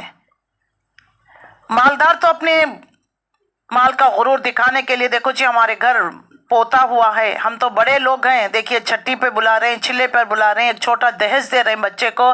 اب کیونکہ داماد جی نے تو بہت بڑا کارنامہ کر دیا، ان کو ریڈو گھڑی دینا ہے، سونے کی چین دینا ہے، پتہ نہیں کیا کیا دینا ہے۔ اللہ اکبر۔ پھر بتائیے، بدعت نہیں تو اور کیا چیز ہے؟ اور دین سمجھ کر کرتے ہیں، اس کو دین کا نام لگا دیتے ہیں۔ یہ تمام چیزیں جو بھی کر رہے ہیں، کل اس کے بارے میں پوچھ ہوگا، اور اس روز وزن ہوگا، حق وزن ہوگا۔ اس روز اللہ تعالیٰ ترازو لگائے گا، اعمال کو ٹھیک ٹھیک وزن ہوں گے۔ آنکھوں سے گری ہوئی ایک ایک آنسو کا بھی اللہ بدلہ لے لے گا، ایک ایک مسکراہٹ کا بھی اجر اللہ دے دے گا۔ آپ نے کسی کو راستہ چلتے چلتے جو ہے کسی کو تکلیف پہنچے گی، اس نیت سے آپ نے کاٹا، شیشہ ہٹا دیا، وہ بھی لکھی گئی۔ کسی کو پانی پلا دیا، نیت تو نہیں تھی، بس ایسے ہی کام کر دیا، جب بتا دیا جائے گا تو انسان سوچے گا ہائے میری بدبختی، کتنے نیکی کے مواقع ملے تھے مجھے، لیکن میں نے ان سب کو ضائع کر دیا۔ اس وقت پچھتاوا کرنے سے کچھ نہیں ہے۔ آج نیکیوں میں سبقات، فاستبقوا الخیرات، دوڑ دھوپ کرنا ہے، ریس لگانا ہے، مال و دولت میں نہیں، نیکیوں میں، دین حاصل کرنے میں، اس میں دوڑ دھوپ لگائیے۔ اس دن ہمارے اعمال تولے جائیں گے، ایمان تولے جائیں گے، ایسی ترازو ہوگی کہ انسان کے جذبات، ایموشنز تولے جائیں گے۔ اللہ اکبر۔ تو اس دن پلہ جس کا بھاری ہوگا وہ عیش میں ہوگا، نجات پائے گا۔ فمن ثقلت موازینہ فاولئک هم المفلحون، جس کے پلے بھاری ہوں گے وہ فلاح پانے والے۔ ومن خفت موازینہ فاولئک الذین خسروا انفسهم بما كانوا بآیاتنا یظلمون، جس کے پلے ہلکے ہوں گے یہی وہ لوگ ہوں گے جنہوں نے اپنے آپ کو ہلاک کر لیا بسبب اس کے کہ وہ ہماری آیت سے ناانصافی کرتے تھے۔ تو دیکھ لیجئے کیا پلے بھاری ہونا ہے یا ہلکے ہونا ہے؟ بھاری تو آج سے دوڑ دھوپ کریے، ففروا الی اللہ، دوڑیے اللہ کی طرف، دوڑیے نیکیوں کی طرف۔ تو انصاف کا تقاضا ہے، شہادت کی اہمیت ہے، گواہ بنیے علم بردار نیکی کے، اور جو ہے انصاف کے علم بردار بنیے۔ اپنے اعمال میں وزن پیدا کرنے کی کوشش کریے، سنتوں پر عمل کرنا، اللہ کی آیتوں پر عمل کرنا، لوگوں تک پہنچانا، یہ سب کام جو ہے نیکی میں آئے گا۔ اس دن پلے بھاری ہوں گے۔ اس کے بعد اللہ تعالیٰ یہاں پر دیکھ لیجئے آدم اور ابلیس کا قصہ 11 سے لے کر 25ویں آیت تک آیا ہوا ہے، اور اس میں وضاحت کر دیا گیا ہے کہ آدم اور ابلیس کا قصہ قرآن مجید میں 7 مقامات پر آیا ہوا ہے، ریپیٹیشن کے ساتھ۔ اور جو ہے قرآن مجید بعض حصوں کو جو ہے بعض حصوں کے ذریعے، بعض آیتوں کے ذریعے اللہ تعالیٰ وضاحت کرتا ہے۔ نمبر 2، بات سمجھانے کے لیے اللہ رب العزت بار بار ریپیٹیشن کے ساتھ بات کو واضح کرتا ہے۔ تو پہلی بار ہم نے پڑھا سورہ بقرہ میں، حالانکہ مدنی دور کا سورہ ہے۔ باقی 6 جو ہے مکی دور کی صورتوں میں آدم اور ابلیس کا قصہ بیان کیا گیا ہے۔ یہاں پر سیکنڈ ٹائم آ رہا ہے، آگے جا کر پڑھیں گے۔ سورہ بنی اسرائیل میں بھی آیا ہوا ہے، سورہ کہف میں بھی آیا ہوا ہے۔ انشاءاللہ جہاں جہاں آئے گی وہاں وضاحت کی جائے گی۔ وَلَقَدْ خَلَقْنَاكُمْ ثُمَّ صَوَّرْنَاكُمْ ثُمَّ قُلْنَا لِلْمَلَائِكَةِ اسْجُدُوا لِآدَمَ فَسَجَدُوا إِلَّا إِبْلِيسَ أَبَىٰ وَاسْتَكْبَرَ وَكَانَ مِنَ الْكَافِرِينَ، سورہ بقرہ میں پڑھ چکے ہیں۔ یہاں پر لَمْ يَكُن مِنَ السَّاجِدِينَ، اللہ تعالیٰ وضاحت کرتا ہے کہ دیکھو جب ہم نے اس سے کہا تھا کہ جب ہم آدم ایک بشر کو بنائیں گے اور اس میں اپنی روح کو پھونکوں گا تو دیکھو سب سجدے میں گر پڑنا۔ فرشتوں کو اللہ نے حکم دیا، اور اللہ تعالیٰ نے آدم کو علم سکھا کر فضیلت یہ دی، فرشتوں کو سجدہ کرایا۔ یہ ایولیوشن تھیوری ہے نا، یہ ایولیوشن تھیوری کے بارے میں کہتے ہیں کہ ڈاروین تھیوری ہے۔ ڈاروین تھیوری ہمارے نزدیک کوئی اہمیت نہیں رکھتی۔ ڈاروین تھیوری کیا کہتی ہے؟ ہم بندر کی اولاد تھے، بندر تھا پہلے، اس کے بعد جو 4 ٹانگوں پہ چلتا چلتا 2 پر چل گیا، بال جھڑ گئی، پتہ نہیں کیا کیا، وہ ڈاروین تھیوری۔ آج بھی اثرینو اس ڈاروین تھیوری کی طرف لوگوں کو رہنمائی کی جا رہی، بلایا جا رہا ہے، جبکہ قرآن ہمیں واضح کرتا ہے کہ اللہ تعالیٰ نے آدم کی تخلیق اپنے ہاتھ سے کی، آدم کو مٹی سے بنایا، اس کے بعد سے جو نسل چلی، جو نطفے سے، جو مٹی سے اگنے والے چیزوں کو کھا کر لے کر انسان پلا بڑا، پھر شادی ہوئی، پھر اس کے بعد اس نے جو ہے ماں کے رحم مادہ میں، عورت کے رحم مادہ میں جو اس نے پانی ٹپکایا، یہ پورا سائنس ہے، ایمبریولوجی ہے۔ تو اللہ تعالیٰ نے یہاں پر اس بات کو وضاحت کر دیا، وَلَقَدْ خَلَقْنَاكُمْ ثُمَّ صَوَّرْنَاكُمْ۔ تو پہلے انسان کو آدم علیہ السلام تھے، مٹی سے پیدا کیا گیا اور علم سکھایا۔ اس کا پورا ذکر ہم سورہ بقرہ میں پڑھ چکے ہیں۔ پھر اس کے بعد اللہ تعالیٰ نے، فرشتے نے کہا کہ اللہ تیری عبادت کرنے میں اور جو کیا ہم نے کچھ کمی کر دی؟ تو نے ایک بشر کو بنا دیا جو زمین میں جائے گا تو خون ریزی کرے گا۔ تو اللہ نے فرمایا جو میں جانتا ہوں تم نہیں جانتے۔ اس کے بعد اللہ تعالیٰ نے، اللہ رب العزت نے فرشتوں کو حکم دیا کہ اچھا ذرا اس کے نام تو بتاؤ۔ فرشتوں نے کہا پروردگار جو علم تو نے ہمیں دے رکھا ہے اتنا ہی ہم جانتے ہیں، اس سے زیادہ ہم نہیں جانتے۔ فرشتے کہہ رہے ہیں کہ جو علم تو نے دیا ہم اتنا ہی جانتے ہیں، لیکن آج کے پیر بابا فقیر سادھو سنتا کہتے ہیں کہ کل ہمارے ساتھ کیا ہوگا وہ جانتے ہیں، کب بیٹا ہوگا، کب نوکری ہوگی، کب شادی ہوگی، کب ہماری تقدیر بدلے گی، وہ جانتے ہیں۔ غیب کا علم تو اللہ کے سوا رسول اللہ کے پاس بھی نہیں ہے۔ آ کر پوچھے نا جبرائیل علیہ السلام قیامت کب آئے گی؟ پوچھنے والا جتنا انجان، جس سے پوچھا جا رہا ہے وہ بھی اتنا ہی انجان ہے۔ ہاں علامتیں بتا دی گئی، انڈیکیشنز بتا دیے گئے، ڈیٹ ایئر ٹائم نہیں بتایا گیا۔ تو یہاں پر دیکھیے شرک کی نفی، عالم الغیب والشہادہ تو صرف اور صرف اللہ کی ذات، جس کو بھی چاہے انبیاء ہو، رسول ہو، صدیقین، صالحین، شہداء، علماء، عذرا، جس کو جو علم دیا ہے وہ اللہ کی طرف سے ہے، الحمدللہ رب العالمین، اس میں کسی کا کمال نہیں ہے۔ تو فرشتوں نے کیا کہا؟ قال انی اعلم ما لا تعلمون، جو تو نے علم دیا اتنا ہی جانتے ہیں پروردگار، ہمیں اس سے زیادہ کچھ نہیں۔ پھر اللہ تعالیٰ نے علم آدم الاسماء کلہا، سب جو ہے نام سکھا دیے چیزوں کے، اس کے فنکشن سکھا دیے کہ کیا چیز ہے، کیا نام ہے اس کے اندر کیا جو ہے، کیا گیسز، ایوری تھنگ۔ پھر اس کے بعد فرشتوں کے آگے پیش کیا۔ اب اللہ تعالیٰ نے پہلے فرشتوں سے پوچھا اچھا ذرا اس کے نام بتاؤ۔ فرشتوں نے کہا قالوا سبحانک لا علم لنا، پروردگار پاک ہے تیری ذات، ہمیں کوئی علم نہیں ہے الا مگر جو کچھ آپ نے ہمیں سکھا دیا، انک انت علیم الحکیم، آپ علم والے ہیں، حکمت والے۔ پھر اللہ نے آدم علیہ السلام کو کہا انبئہم باسمائہم، تو فلما انباہم باسمائہم، فر نام گنا دیے۔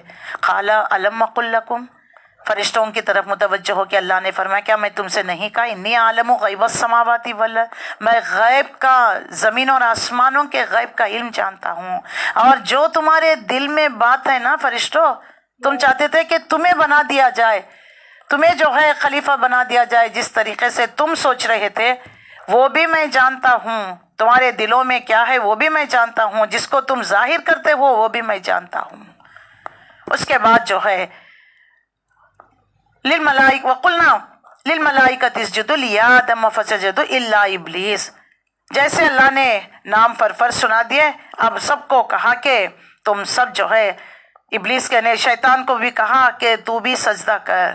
ابا واستکبر وکان من الکافرین، سورہ بقرہ میں پڑھ چکے۔ یہاں پر آتا ہے ابا واستکبر، یعنی ابا واستکبر وکان من الکافرین، سورہ بقرہ میں آیا، یہاں پر آتا ہے اس نے سجدہ نہیں کیا۔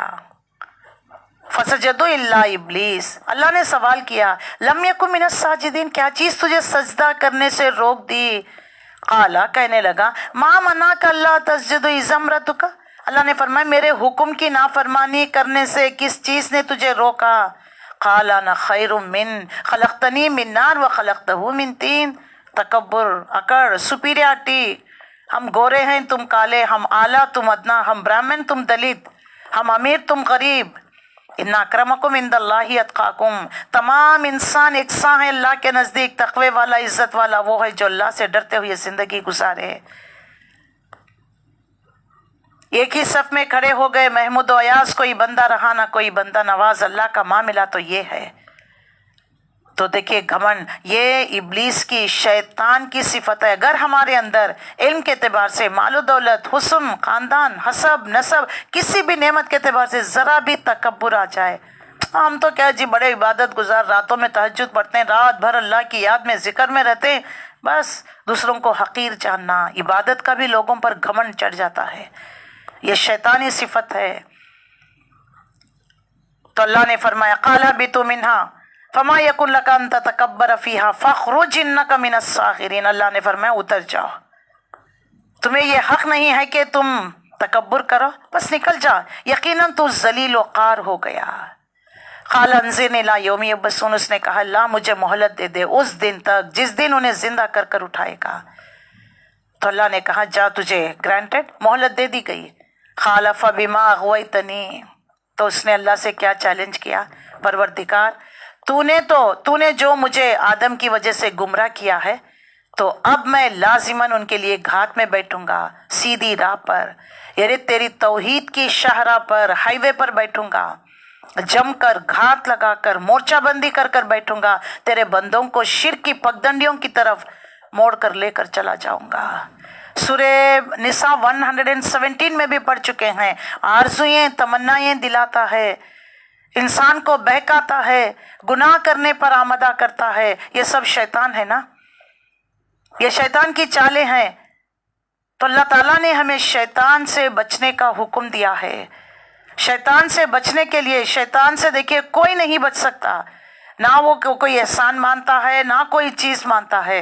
तो शैतान को आराम करने के लिए क्या चीज़ है? अल्लाह की रस्सी, कुरान, जिक्र, रज़कार, हमेशा वज़ू में रहना। और शैतान की राहें क्या है? फ़िरक़ा साजी। मुस्नद अहमद में है कि रसूलुल्लाह सल्लल्लाहु अलैहि वसल्लम ने एक सीधी लकीर खींची और फरमाया अल्लाह की सीधी राह यही है। फिर उसके दाएं बाएं लकीरें खींचकर फरमाया इन तमाम राहों पर शैतान है जो अपनी तरफ बुला रहा है। फिर आप सल्लल्लाहु अलैहि वसल्लम ने जो है इस आयत की इब्तिदाई हिस्सा तिलावत फरमाया। सवा सबील मुस्नद अहमद ने इसको रिवायत किया है। तो उसके बाद देख लीजिए यहाँ पर अल्लाह रब्बुल इज़्ज़त ने शैतान किस तरीके से इंसान को बहकाता है, गुनाह को खुशनुमा बनाकर दिखाता है और राह रास्त से हटा देता है, अल्लाह की नाफरमानियाँ कराता है। जब गुनाह करने पर आमदा करता है, गुनाह करते हैं तो कहता है मैं तो अल्लाह से डरता हूँ। देखो शैतान ये है, उसकी बातों में ना आना, शैतान के वसवसों में ना आना। वो तुम्हें बुराई बेहयाई, कुरान से ही हमें मिलती है, नसीहत मिलती है। वो तुम्हें जो है बुराई बेहयाई का हुक्म देता है, तुम्हें राह रास्ते से हटाने की कोशिश करता है, अल्लाह की साख्त में तब्दील करने का तुम्हें हुक्म देता है। शैतान देख लीजिए इंसान को इस तरीके से भटकाता है। शैतान के काम क्या है? पूरे कुरान से अगर हम एनालाइज कर कर देखें, हदीस से भी तो हमें ये बातें मिलते हैं। चाहे तो अच्छी तरह लिख लीजिए, नोट डाउन कर लीजिए। वसवसा डालना, भुला देना, वादे तोड़ना, वादा तुड़ाता है और गुनाह में मुब्तला करता है, दीन से रोकता है, नाफरमानी का हुक्म देता है, कदम ब कदम हमें गुनाह में मुब्तला करता है, शराब जुआ इन तमाम चीज़ों में मुब्तला करता है, लोगों के दरमियान फूट डलाता है। और जो है इंसान शैतानों से जब मदद लेना शुरू करते हैं, जादू करते हैं, काहिनों की तालीम को अपनाते हैं, आरज़ुएं बहकाता है, माल और औलाद में शिरकत कर लेता है। यानी अल्लाह की राह में मत खर्च करो, शादी बहुत ग्रैंड से करना, डेकोरेशन पर 2 लाख, हॉल पर 3 लाख, और देखना एक एक जो है टेबल पर 4-4, 5-5 किस्म के इसराफ करना, खाने मीठे सब कुछ रखकर। ये जो है इंसानों में भी जो है नौजवानों को किस तरह बहका कर सोशल मीडिया की तरफ लेकर चला गया।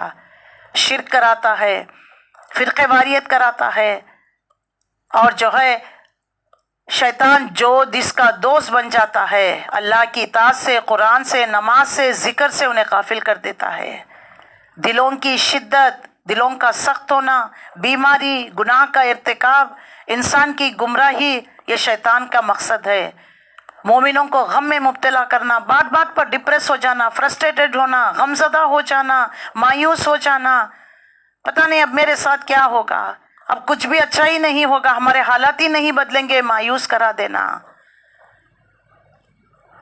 इब्न जरीर रहमतुल्लाह अलैह फरमाते हैं तमाम खैर के कामों से रोकता है, शर्म के तमाम काम समझाता है, जस्टिफिकेशन देता है। मॉडर्नाइजेशन के नाम पर नंगा लिबास पहनाना, उरियानी, नंगापन, बेहयाई, मिक्स गैदरिंग में जाना, कॉन्सर्ट्स करना, थिरकना, नाचना, गाना, ये सब चीज़ें। और जो है शैतान जो है बेहयाई, नंगापन, उरियानी को आम कर देता है। शैतान को इससे बड़ी हसद वो उनकी नेमतों को देखकर इंसान के दिल में जो जलन उठती है वो जलन पैदा कर देता है, बहकाता है, खिलाफ जो है उनके मुखालिफत कराता है, झूठ इफ्तरा बांधकर उनसे अल्लाह की कसम खाने लगाता है। देखो ये दरख्त तो है जिसके खाने से तुम फरिश्ते बन जाओगे, हमेशा जिंदगी इस जन्नत में रहोगी। इस किस्म की इन कस्मों की वजह से जो है आदम और हव्वा अलैहिस्सलाम ने जो है उस फल को चख लिया था, तो उसने जो है अल्लाह से अहद कर लिया। اور اس نے کہا کہ پھر میں ان پر حملہ کروں گا، سامنے سے، پیچھے سے، دائیں سے، بائیں سے آؤں گا، ان کو بہکاؤں گا، اور اکثر تیرے ناشکری کریں گے، بہت کم، اکثرہم شاکرین ولا تجد اکثرہم شاکرین، اکثر کو تو شکر گزار پائے گا ہی نہیں ہے۔ تو اللہ نے فرمایا کہ نکل جا یہاں سے، اور تو مردود ہے، ان میں سے جو تیری پیروی کرے گا انہیں اور ان سمیت میں سب کو جہنم میں ڈال دوں گا۔ پھر اس کے بعد اللہ تعالیٰ نے آدم علیہ السلام اور حوا علیہ السلام کو سے کہا، پہلا جوڑا آدم اور حوا کا، پہلی نعمت، پہلا انٹروڈکشن کس کا کرایا؟ شیطان کا کرایا، دشمن کا کرایا۔ اب دیکھیں پہلی نعمت جنت کی طرف، یا آدم اسکن انت وزوجک الجنہ، اور آدم تم اور تمہاری بیوی اس جنت میں رہو، اور جو چاہیں جہاں سے چاہو، جتنا چاہو، ان لمیٹڈ کھاؤ پیو، اور لیکن ایک ہی شریعت، ایک بات مان لینا، اس درخت کے لا تقرب هذه الشجرہ، اس درخت کے قریب نہ جانا۔ انسان کی فطرت میں دیکھیے کیوریاسٹی ہے، جو چیز نہ کرنے کا حکم دیتے نا وہی کرنے کو۔ ویٹ پینٹس ڈونٹ ٹچ، یعنی پینٹ لگا کر کہتے ہیں کہ دیکھو پینٹ گیلا ہے ڈونٹ ٹچ، تو ٹچ کر کر دیکھتے ہیں ہے یا نہیں۔ یہ انسان کے اندر ہے فطرت، یہ فطرت کو کنٹرول کرنے کے لیے ہی اسلام آیا، رسولوں کو اللہ نے بھیجا، انسان کے نفس کے تزکیے کے لیے، ان کو کنٹرول کرنے کے لیے۔ تو جیسے دیکھ لیجئے اب یہ دونوں میاں بیوی جنت میں رہنے لگے، فوسوس لہما، اب دونوں کو وسوسہ ڈالا۔ اب ہمارے پاس دیکھیے قرآن میں ان کی حقیقت کو واضح کر دیا، لیکن دوسرے مذاہب میں کہتے ہیں عورت نے جو ہے بہکایا مرد کو، اسی لیے جو ہے یہ ماہواری عورت کو ہوتی ہیں، یہ ڈیلیوری میں تکلیف جو ہے عورت کو دی جاتی ہے، سزا کے طور پر ہے، کہتے ہیں سزا نہیں ہے۔ قرآن کیا کہتا ہے؟ گرامر تو پتا ہے نا، ہما ہم، ہم نے ضمائر پڑھے، پروناؤنس پڑھے نا۔ اب یہاں پر دیکھیں ڈبل کا صیغہ ہما آ رہا ہے، فوسوس لہما الشیطان لیبدی لہما ما واری عنہما من سوآتہما ما نہاکما ربکما، دیکھیے کما کا صیغہ، دونوں نے۔ تو جیسے دیکھ لیجئے شیطان نے ان کو بہکایا، ان کی شرمگاہیں جو ایک دوسرے سے چھپ گئی تھی ان کے سامنے کھول دیا، اور اس نے کہا تمہارے رب نے تمہیں جو اس درخت سے روکا نا، آ کے بار بار وسوسہ ڈالنا، گناہوں کو خوشنما بنا کر، جسٹیفیکیشنز، کوئی بات نہیں، ایک بار کر لو پھر توبہ کر لینا، کوئی بات نہیں، کون دیکھ رہا ہے، سب کر رہے ہیں، اگر میں اکیلی کری تو کیا ہوگا، ایسی جسٹیفیکیشنز دینے لگتا ہے۔ اور اس وجہ سے جو کچھ ہوا، دیکھو اس نے کہا کہ دیکھو ہمیشہ پرماننٹ ریسیڈنس مل جائے گی، کیوں روکا پتا ہے تمہیں؟ پرماننٹ ریسیڈنس۔ دوسری بات کہنے لگا کہ تمہیں جو ہے تم ملائکین یعنی فرشتے بن جاؤ گے، اس طرح کہنے لگا کہ فرشتے بن جاؤ گے، یہیں پر تو رہو گے، دیکھو میں تمہارا خیر خواہ ہوں، قسمیں کھا کر پرماننٹ ریسیڈنس ہو جائے گی، فرشتے بن جاؤ گے، اسی لیے تمہیں منع کر دیا گیا۔ اس طرح دھوکہ دے کر ان دونوں کو رفتہ رفتہ اپنے ڈھپر لے آیا۔ آخرکار جب انہوں نے اس درخت کا مزہ چکھ لیا تو ان کے سطر ایک دوسرے کے سامنے کھل گئے۔ کیوں سطر کی بات اللہ نے کیا ہے؟ ذرا غور کریے۔ تو اللہ کی نافرمانی جہاں کرتے ہیں وہاں دیکھ لیجئے اللہ تعالیٰ سطر کھول دیتا ہے۔ تو پہلا وار اس نے عریانی ننگا پن، آج دیکھ لیجئے امریکہ میں ایک پوری کی پوری بستی ہے، مرد و عورت نیکڈ رہتے ہیں، کہتے ہیں کہ ہمارا اوریجنل ڈریس یہی ہے، ماں کے پیٹوں سے جس طرح ہم نکلے ہمیں زندگی ویسے ہی گزارنی چاہیے۔ بتائیے یہ بے حیائی، عریانی، ننگا پن نہیں تو کیا ہے؟ اسلام ہمیں سطر ڈھانکنے کے، شرم قابل حصوں کو ڈھانپنے کا حکم دیتا ہے۔ اس کے لیے اللہ نے لباس پہننے کا حکم دے دیا ہے، اور اس لباس سے تمہارے لیے بیوٹیفیکیشن، تمہارا وقار، تمہاری پہچان ہے، تمہیں سردی گرمی موسم سے جو ہے تمہیں بچا کر رکھتا۔ کتنے فائدے ہیں! دیکھیے انسان کی پرسنالٹی پر لباس ہی وہ خوبصورتی دیتی ہے نا۔ ایک میل ایکٹر کو جو ہے بغیر کپڑے کو لے کر آ جائیے، کیا وہ خوبصورت نظر آئے گا؟ دیکھیے اس کی پرسنالٹی کو خوبصورتی میں اضافہ کرنے والی چیز کیا ہے؟ لباس ہے۔ لباس دیکھ لیجئے، آپ جو پہنتے ہیں، ایک جو ہے پارٹی ویئر پہنتے ہیں، ایک سیدھا سادہ پہنتے ہیں، گھر کا ڈریس پہنتے ہیں، اس میں آپ کی شخصیت بدل جاتی ہے نا۔ آپ ایک اچھے پارٹی ویئر میں کتنے خوبصورت لگنے لگتے ہیں، ایک آرڈنری کاٹن کے ڈریس میں کیسے لگنے لگتے ہیں، ایک میکسی میں کیسے، گھر کے گھریلو ڈریس میں کیسے لگتے ہیں. تو کپڑا دیکھ لیجئے، ستر کو ڈھانپنا یہ انسان کی فطرت میں ہے. اللہ تعالیٰ نے جو ہے پہلا حملہ جو شیطان کا کرایا، شیطان نے کیا، اس سے دیکھیے ستر کھل گئے، بے حیائی یعنی بتا دیا گیا. اس کو چھپانے کا حکم، لیکن شیطان اس کو سرے بازار کھولنے کا حکم دیتا ہے فیشن کے نام پر. جو جتنا کم لباس وہ اتنے فیشنبل ماڈرن ہیں. آج دیکھیے ڈریسز دیکھ لیجئے، کبھی آستین پھٹے ہیں تو کبھی پیچھے پھٹے ہوئے ہیں. آج ہماری خواتین بھی جو فیشن میں آ کر جو ساڑی بلاؤز جو پہنتی ہیں، گلا آگے سے کھلا ہے، پیچھے سے کھلا ہے، کمر کے وہ پیٹ نظر آ رہا، کولے نظر آ رہے ہیں، ہاتھ بازو کھلے ہوئے ہیں. یہ سب سطر میں نہیں آتے. ایک عورت کا سطر سر کے بال سے لے کر پیر کے انگوٹھے کے ناخن تک پورے کا پورا جسم ڈھکا چھپا رہنا چاہیے. دس از ہوم ڈریس. یہ سطر، یہ بیٹا، شوہر، باپ، بھائی، بھانجا، بھتیجا جو محرم رشتہ داروں کے آگے ایسے لباس میں ہونا چاہیے. حضرت اسماء بنت ابو بکر رضی اللہ تعالیٰ نے ایک بار آپ کے سامنے آ گئی، جو سالی تھی رشتے میں، انتہائی جو ہے باریک لباس پہن کر آئی تھی. رسول اللہ نے فوری نظر پھیر لی، کہنے لگے اسماء جب لڑکی بالغ ہو جاتی ہے اسے زیب نہیں دیتا، بلکہ اس کا لباس آپ نے کلائی تک ہاتھ پکڑ کر بتایا کہ یہاں تک اس کے آستین ہونا چاہیے اور پورے کا پورا جسم ڈھکا چھپا ہونا چاہیے.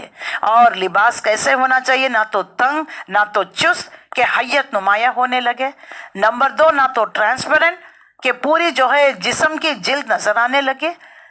اور نمبر 3، اسراف والا نہیں، تکبر والا نہیں کہ اس کو پہن کر دیکھے جی ہم تو کیسے مالدار، ہم تو 1 لاکھ کا ڈریس ہم سلائے ہوئے ہیں. آج جو ہے کپڑوں پر، شادی بیاہ پر کتنا مال خرچ نہیں کیا جا رہا ہے. ذرا دیکھیے تو صحیح، جو ہمارے معاشرے میں جو قیمتی شادیاں جو ہوتے ہیں ان کے کھانے پینے پر، ڈیکوریشن پر، کپڑوں پر دیکھ لیجئے.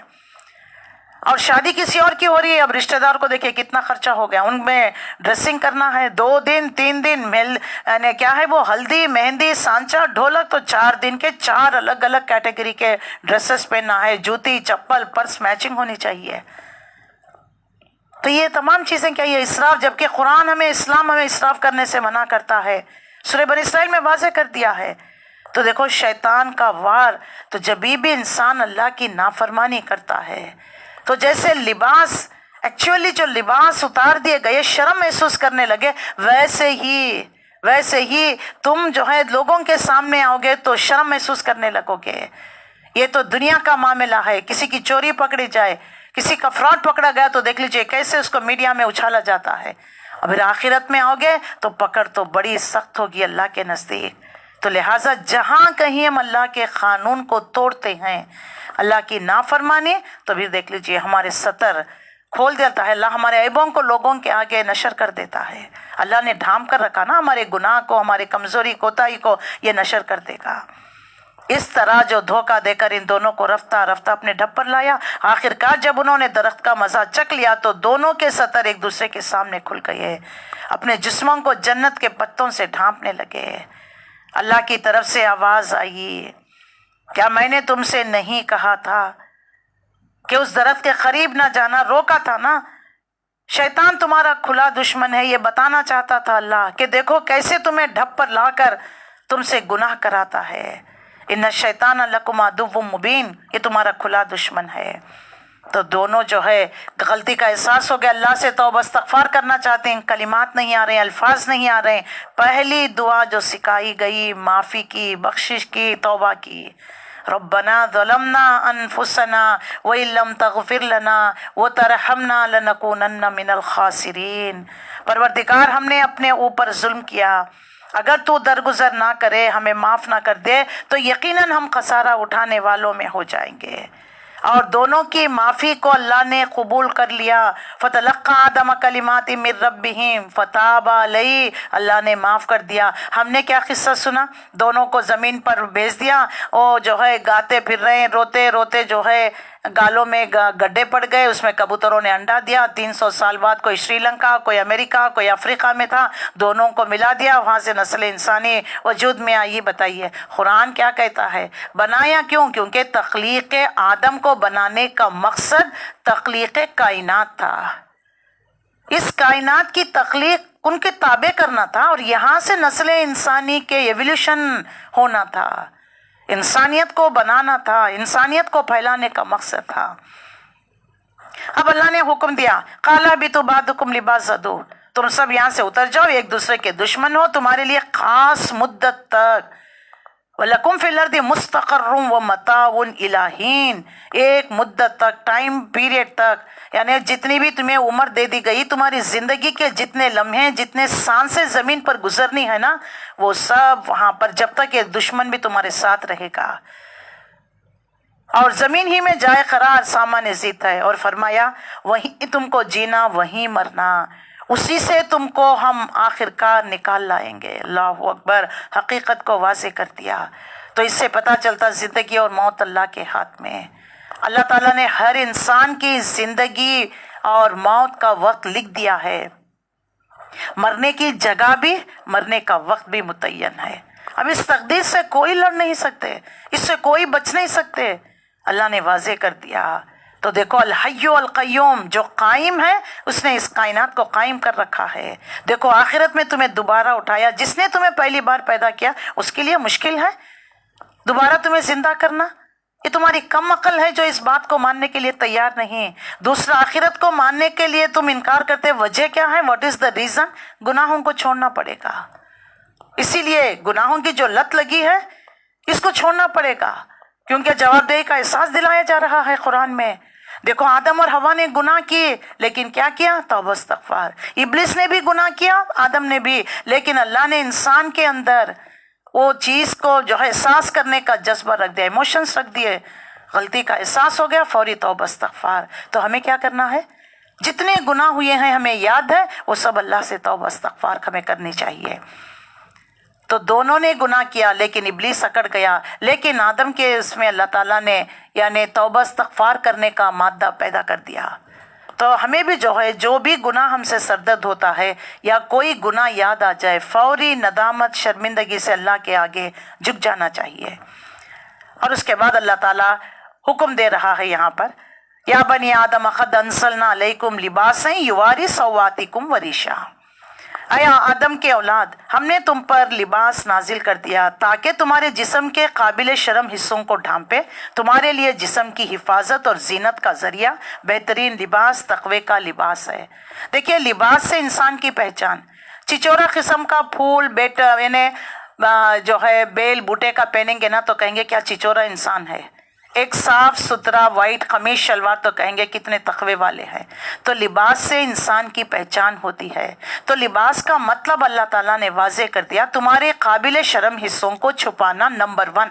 تو جبھی بھی ہم لباس لیں اس بات کا خیال رکھنا چاہیے ٹرانسپیرنٹ تو نہیں ہے، یعنی کوئی ایسی چیز تو نہیں جو نمایاں ہو رہی ہے، کیا اس سے میرے جو ہے سطر چھپ رہا ہے، کیا شرم و حیا، کیونکہ انسان کی فطرت میں اللہ نے رکھ دیا ہے۔ تو آدم علیہ السلام کے زمین پر آ جانے کے بعد جو ہے بارش ہوئی، جس سے زمین میں روئی یا دوسری ریشہ نباتات اگی آئی، جس سے انہوں نے لباس بنا لیا ہو۔ لباس سے مراد ہر وہ چیز ہے جس سے بدن کو ڈھانپا جا سکے۔ اس لباس کے لیے اللہ نے 2 فائدے، ایک اخلاقی، دوسرا طبعی۔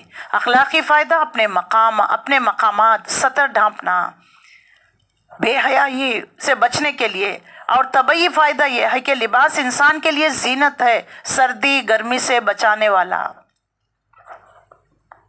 اور تقوی کا لباس، اس کا مطلب یہ ہے کہ لباس پردہ پوشی یا ساتر ہو، پتلا شفاف نہ ہو، پہن کر بھی جو ہے آپ جو ہے ننگے نظر آتے ہیں۔ اللہ کے رسول صلی اللہ علیہ وسلم کی ایک حدیث ہے، قیامت کے دن کچھ عورتیں ایسی ہوں گی لباس پہن کر بھی وہ ننگی نظر آنے لگیں گی، اور ان کی کوہان کی طرح سر پر جوڑا باندھیں گی۔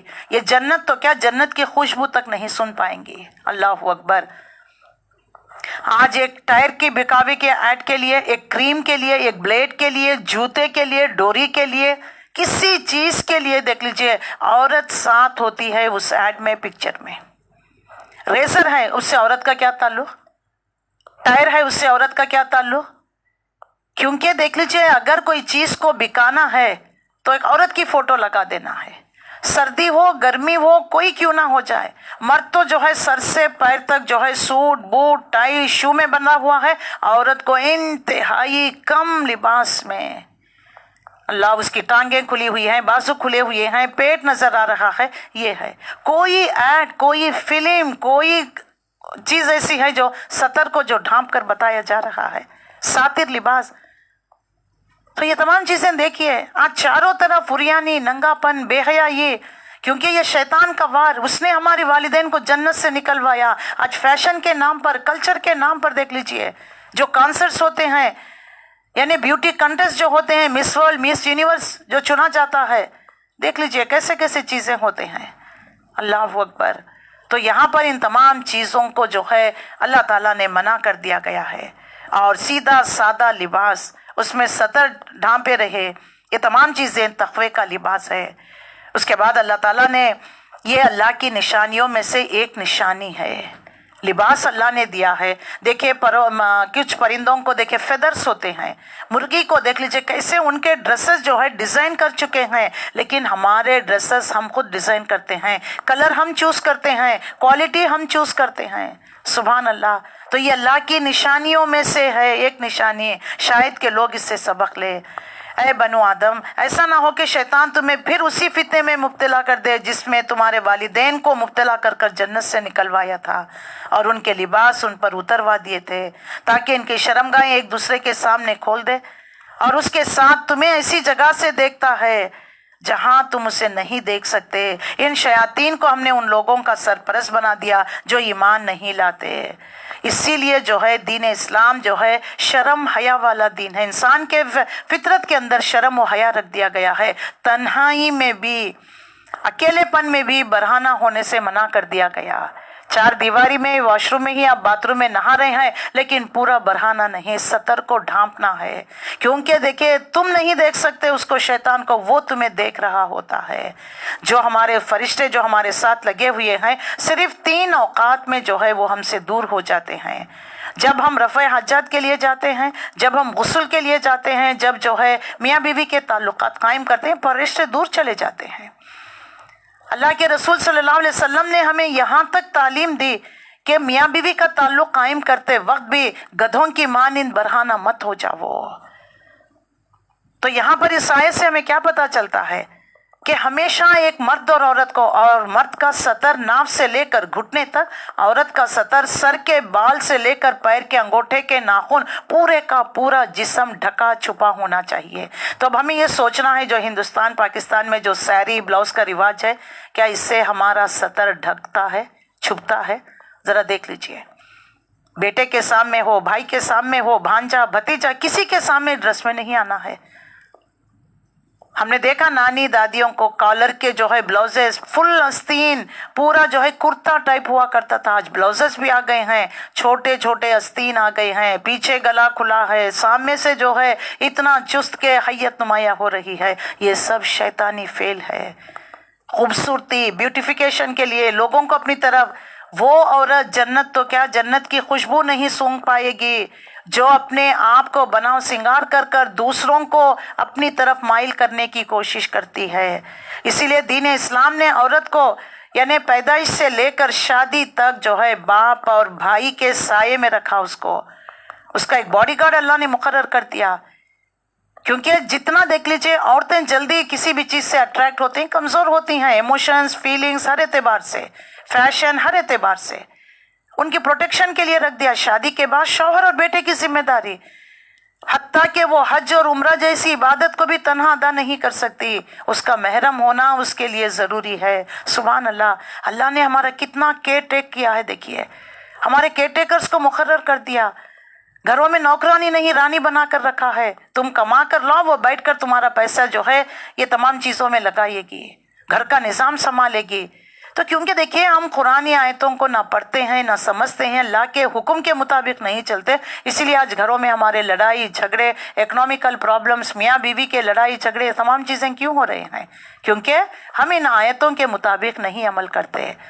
और ये जो लिविंग टुगेदर जो आजकल जो राइज हो गया है, अब ये निकाह करना, ये जिम्मेदारियां, खाना पीना कमाना, इससे जो है इंसान पहलू तही कर कर लिविंग टुगेदर, जिसमें बुरा क्या है? جب اس کا جو ہے یعنی انالیسس کیا گیا، اس کے بارے میں جو ریسرچ کیا گیا، لوگوں سے پوچھا کہ کیا تم اس کو بہتر سمجھتے ہو، تو مسلمانوں میں 48% نوجوانوں نے کہا کہ اس میں برائی کیا ہے۔ اب بتائیے، یہ فحش اور منکر کی طرف دعوت دینا نہیں ہے؟ یعنی جب تک چاہے ہم نکاح میں یعنی نکاح نہیں کرنا، جب تک چاہے بوائے فرینڈ گرل فرینڈ رہیں گے، جب جی چاہا ہم الگ ہو جائیں گے، سپریٹ ہو جائیں گے، بریک اپ کر لیں گے۔ کیا دین اسلام ہمیں اس بات کی اجازت دیتا ہے؟ میریٹل افیئرس آج دیکھ لیجئے، یہ میڈیا نے آ کر لوگوں کے اخلاق کو، لوگوں کو اتنا برائی میں مبتلا کر دیا ہے۔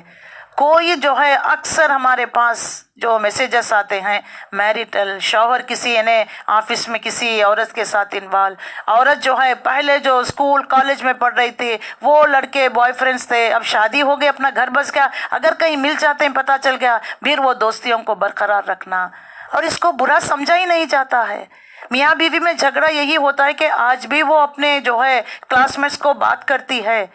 جب بچوں کو پوچھا گیا لڑکیوں کو تو ہاں اس میں برائی کیا ہے، یہ میرے فرینڈ تھے۔ اب دیکھ لیجئے، اس سے گھر ٹوٹ رہے ہیں، کیونکہ اللہ کا حکم نہیں مان رہے ہیں، اللہ کی حکم کی نافرمانی، تو پھر گھر ٹوٹیں گے ہی۔ تو بے حیائی جو ہے حرام ہے، چاہے وہ ظاہر ہو یا کھلی ہو یا چھپی ہوئی ہو۔ تو ہر قوم کا زوال بے حیائی، عریانی، ننگا پن کی وجہ سے آتا ہے۔ اور 35 to 36 میں اللہ نے حکم دے دیا، ان تمام بے حیائی، فحش، منکر کو چھوڑ کر، ابلیس کی صفت کو چھوڑ کر، شیطانی حرکتوں کو چھوڑ کر وحی کی پیروی کرو۔ وحی کے ذریعے جو قرآن تم تک، ہدایت کی کتاب تم تک بھیج گئی، اس کی پیروی کرو گے نا، یہ سب برائیوں سے بچ کر رہو گے۔ اور جو بچ کر رہیں گے ان کی صفات دنیا اور آخرت میں ان کا انجام کیا ہوگا، اللہ نے وہ بھی واضح کر دیا۔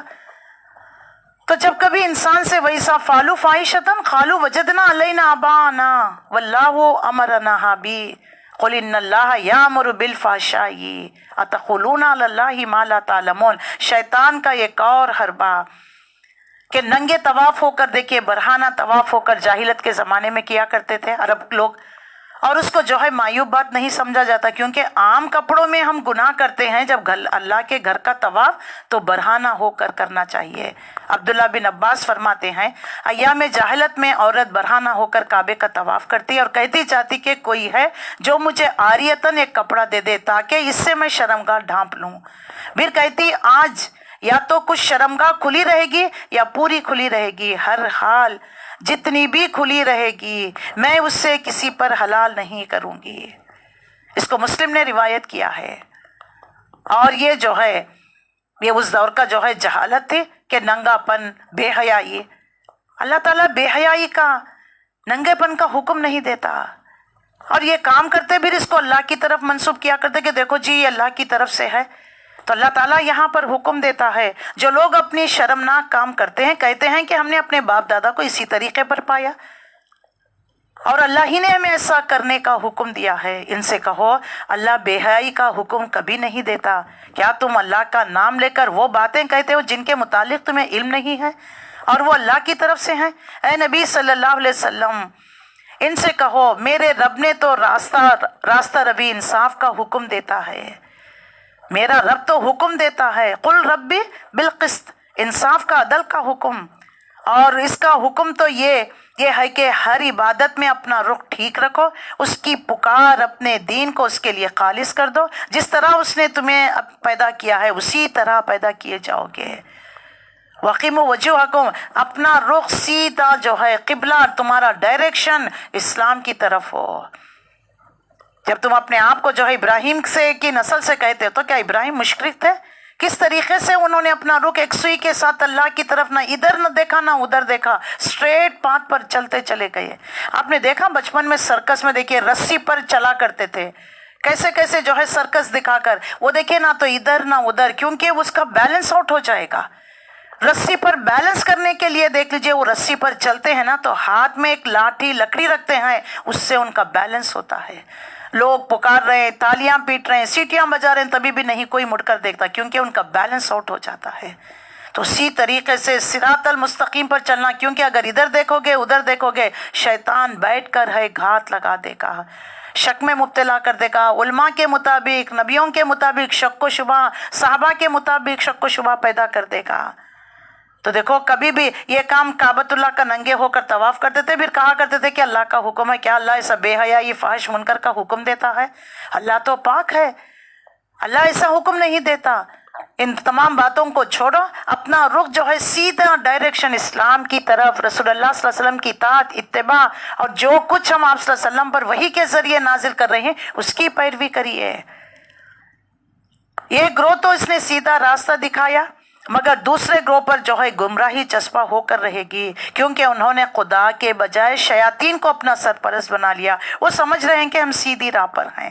دو گروپس ہیں، ایک اللہ کی پارٹی حزب اللہ، دوسرا جو ہے شیطان کی پارٹی کے لوگ۔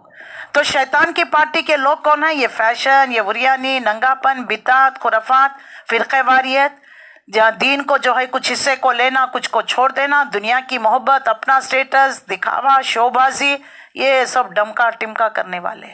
دوسرے کیا ہے؟ اللہ سے ڈرتے ہوئے زندگی گزارنے والے، اللہ کی احکامات کی پیروی کرنے والے۔ تو کون غالب ہوں گے؟ اللہ کے پارٹی والے ہی۔ پھر اللہ تعالیٰ حکم دے رہا ہے 31 میں، یا بنی آدم خذوا زینتکم عند کل مسجد وکلوا واشربوا ولا تسرفوا انہ لا یحب المسرفین۔ ایک آیت میں 3 کام کرنے کا حکم۔ اے بنو آدم، ہر عبادت کے موقع پر اپنی زینت سے آراستہ رکھو۔ نمبر 1، کھاؤ پیو یعنی حلالن طیبہ۔ نمبر 3، حد سے تجاوز نہ کرو، اللہ حد سے بڑھنے والوں کو پسند نہیں کرتا۔ یعنی اللہ کے حکم ایک، اللہ کے رسول کا حکم ہے، اس سے آگے بڑھ جانا۔ اللہ کے نبی کی سنت ٹھہر کر نہیں پانی پینا ہے، بیٹھ کر 3 سانسوں میں 3 گھونٹ میں بسم اللہ کہہ کر پینے کے بعد الحمدللہ کہہ کر پانی پینے کا طریقہ۔ اب کوئی کھڑے ہو کر پی رہا ہے، کوئی لیفٹ ہینڈ سے پی رہا ہے، لیفٹ ہینڈ سے چھری چاقو سے کاٹ رہا ہے، کھا رہا ہے، کہہ رہا ہے کہ فیشن ہے، اگر سیدھے ہاتھ سے کھاؤں گا، انگلیاں صاف کروں گا، کتنی کراہیت ہوگی، بلو ایٹیکیسی ہوگی، لوگ کہیں گے کیا دکیانوسی ہے، مینرز نہیں معلوم، ٹیبل کے کہیں گے۔ دیکھ لیجئے تو کس کو ہم امپورٹنس دے رہے ہیں، کس کی بات کو ہم پیٹ پیچھے ڈال رہے ہیں۔ اسی طرح زندگی کے ہر معاملات میں، ہر معاملات میں بیویوں کے ساتھ 1 سے 2، 2 سے زیادہ کرے ہیں، عدل و انصاف کرو، کہیں ایک کی طرف نہ جھک جاؤ، ایک کو لٹکا کر چھوڑو نہیں، ورنہ قیامت کے دن آدھا دھڑ جھکا ہوا آئے گا۔ شوق میں کر تو لیتے ہیں، مینٹین کر نہیں پاتے، نہ دوسری بیوی کو نہ نفقہ، نہ بچوں کا پرسانل، کچھ نہیں، اس کو ہوا میں چھوڑ دیا، اب ایک ہی کی طرف جھک کر رہ گئے۔ تو ان تمام چیزوں سے اللہ تعالیٰ جو ہے ہمیں منع کرتا ہے، اپنی زینت سے، اور خاص طور پر نمازوں کے لیے تاکید کیا ہے۔ کیوں؟ اگر تمہیں بننا ہے، یعنی بننا سنورنے کا مطلب میک اپ کرنا، فیشن کرنا نہیں، پاک صاف ستھرے لباس پہننا۔ ہم مسجدوں کو ہمارے گھر کے مرد حضرات ہو جائے، ہم خواتین ہو جائے، نماز کا ہمارا لباس کچھ الگ ہے۔ رات میں جو نائٹ سوٹ میں سوئے اسی میں اٹھ کر نماز پڑھ لیتے ہیں۔ ہم خواتین کچن سے آئے، پسینے کی بدبو ہے، ادرک لہسن کی بو آ رہی ہے، پسینہ ٹپک رہا ہے، وضو آڑا تیڑا کیے آ کر کھڑے، اللہ اکبر، چھوٹا دوپٹہ جس سے ایک بازو کھل گئے ہیں، کچھ نہیں ہے کیونکہ 4 بج رہے ہیں، بچے آ جائیں گے، یعنی اب لنچ کا ٹائم ہے، جلدی جلدی ادا کرنا، نہ رکوع صحیح نہ سجدہ صحیح، یہ ایک سجدے سے اٹھے نہیں دوسرے میں چلے گئے، اللہ اکبر۔ اللہ کیا حکم دے رہا ہے؟ ہر عبادت کے موقع پر اپنی زینت سے آراستہ ہو۔ نماز کے لباس یعنی زینت سے مراد لباس ہے، اور یہ لباس صاف ستھرا پاکیزہ ہونا چاہیے، تاکہ زینت کے باعث ہو۔ اس لباس میں کون کون سا کپڑا شامل ہے؟ اس سوال کے جواب میں عمر ابن ابی سلمہ کہتے ہیں کہ آپ نے صرف ایک کپڑے میں نماز پڑھی، آپ نے اس کے دونوں کناروں کو مخالف سمتوں میں کندھوں پر ڈال لیا تھا، بخاری نے روایت کی۔ حضرت ابو ہریرہ کہتے ہیں آپ صلی اللہ علیہ وسلم نے فرمایا، تم میں سے کوئی ایک کپڑے میں اس طرح نماز نہ پڑھو کہ اس کے کندھے پر کچھ نہ ہو، تو کندھے ڈھکے چھپے رہنا چاہیے، مردوں کے لیے ہے یہ۔ حضرت انس رضی اللہ تعالیٰ عنہ کہتے ہیں حضرت عائشہ صدیقہ کے پاس ایک پردہ تھا جسے انہوں نے اپنے گھر میں ایک طرف لٹکایا ہوا تھا۔ آپ صلی اللہ علیہ وسلم نے فرمایا، یہ پردہ دیکھ کر فرمایا، یہ اپنا پردہ یہاں سے ہٹا لو، اس میں تصاویریں ہیں جو میری نماز میں حرج ہوتی ہے۔ اس کو بخاری نے روایت کیا ہے۔ ابو مسلمہ سعید بن یزید ازدی کہتے ہیں، میں نے انس بن مالک سے پوچھا، کیا رسول اللہ اپنی جوتیاں سمیت نماز پڑھ لیا کرتے؟ حضرت انس نے کہا کہ ہاں، کبھی بارش ہو، کبھی سفر میں ہو، سواری پر ہو، کچھ ایسا ایمرجنسی کا ہو تو جوتیاں سمیت نماز پڑھنے کی اجازت ہے، کمپلسری نہیں ہے۔ اب یہ بھی حدیث سن لیے چلے گئے جوتیاں سمیت آپ مسجد میں، اس کی اجازت نہیں۔ وہ دور کیسا تھا، پانی کی قلت تھی، اور دیکھیے مسجدیں جو ہے پکی نہیں تھی، کھجور کی جو ہے چھت پڑی ہوئی تھی، تنوں سے جو ہے اس کو سہارا دے کر بنایا گیا تھا مسجد نبوی۔ لیکن آج کے دور میں پانی کی سہولت، تمام فیسلٹیز ہونے کے باوجود پھر اگر اس بات پر ہم عمل کریں گے تو پھر حد سے تجاوز کرنے والے ہو جائیں گے۔ اور کم سے کم ایک کپڑے میں بھی نماز ہو سکتی ہے، بشرطے کہ وہ اتنا بڑا ہو کہ پورے کندھوں سے لے کر ٹخنوں تک، انسان کے پنڈلیوں تک جو ہے اس کو ڈھکے چھپے رہنا چاہیے۔ کوئی کپڑا ایسا نقش و نگار تصاویر والا نہیں ہونا چاہیے جو اللہ کی طرف سے توجہ ہٹا کر وہ اپنی طرف مائل کر لے۔ اور جو ہے زیادہ کپڑوں کی کوئی حد نہیں، پگڑی یا ٹوپی یا کوئی بھی چیز تم سر پر باندھ سکتے ہو۔ تو رسول اللہ صلی اللہ علیہ وسلم کا لباس ہمیشہ صاف ستھرا رہا کرتا۔ حضرت جابر بن عبداللہ جنہوں نے کپڑے پاس ہوتے صرف ایک ہی کپڑے میں یعنی ننگے سر نماز ادا کی، ان کا یہ روز مرہ کا معمول نہیں تھا، یعنی کبھی کبھار رسول اللہ سکھانے کے لیے کبھی ٹوپی پہنا کبھی نہیں پہنا، اس سے جو ہے ہمیں امت کو بتانے کے لیے۔ اور کھانے پینے میں اسراف، بعض اطباء کہتے ہیں کہ اللہ تعالیٰ نے جو ہے مختصر سے جملے میں واضح کر دیا ہے۔ دیکھیے ہمارا دین صرف جو ہے زندگی گزارنے کا طریقہ ہی نہیں، ڈائٹنگ بھی کراتا ہے۔ 2 کا کھانا 3 کے لیے، 3 کا 4 کے لیے، ایک جگہ خالی رکھو پانی کے لیے، اور ایک جو ہے گیس جو پھرتی رہتی ہے اس کے لیے، ورنہ پیٹ بھر کر ڈکار گلے تک آپ نے کھا لیا، جا کر سو گئے، اب وہ گیس جو ہوتی ہے اس کو پھرنے کے لیے جگہ نہیں، جا کر اسٹریٹ وہ دماغ کو لگتی ہے، اناب شناب خواب آنے لگتے ہیں، ڈرونے خواب، پتہ نہیں کیا کیا ہونے لگتے ہیں۔ اس لیے ہمیشہ ایک جگہ خالی رکھنا ہے۔ ابھی بھوک لگی رہی ہے، پانی پی کر اٹھ جانا ہے۔ تو یہ جو ہے دین اسلام میں بات بتا دی گئی ہے۔ تو انشاءاللہ العزیز ہم یہاں پر اپنی بات کو روکیں گے، کیونکہ اہم ترین صورت ہے، اور جو ہے ہم الحمدللہ 8ویں پارے تک پہنچ گئے ہیں، تو دھیرے دھیرے اس کو ہم مکمل کریں گے۔ تو کل یہاں سے جو ہے بات کنٹینیو کی جائے گی۔ اللہ سے دعا ہے اللہ تعالیٰ نے جو احکامات اس میں ہمیں دے رکھے ہیں، خاص طور پر لباس کے اعتبار سے ہمیں غور و فکر کرنا چاہیے۔ ہمارے بچوں کا، بچیوں کا لباس کیسا ہے، آج نوجوانوں کا لباس کیسا ہے۔ پہلے تو جو ہے سر دوپٹہ جو ہے سر سینے سے جو ہے اچھی طرح بڑا لیا کرتے تھے، آج سینے پر دوپٹے ہی نہیں، 1 سائیڈڈ ہو گئے ہوئے ہیں، سینہ جو ہے خالی ہے، نظر آ رہا ہے۔ اور جو ہم عبایا پہنتے ہیں، جو بھی اس پہ دوپٹے لیتے ہیں، وہ جو ہے عورت کے سینے، کول، ہاتھ سب کو ڈھانکے رکھنا ہے۔ اب ایسے بیل بوٹے رنگ برنگ کے بھائی دیکھتے جو ہے، اب یہ برقع ہی اتنا خوبصورت ہے، اندر برقعے والی کتنی خوبصورت ہے، شیطان وسوسے ڈالنے لگتا ہے۔ ٹک ٹک آواز کرتی ہوئی جوتیاں پہننے سے منع کر دیا گیا ہے۔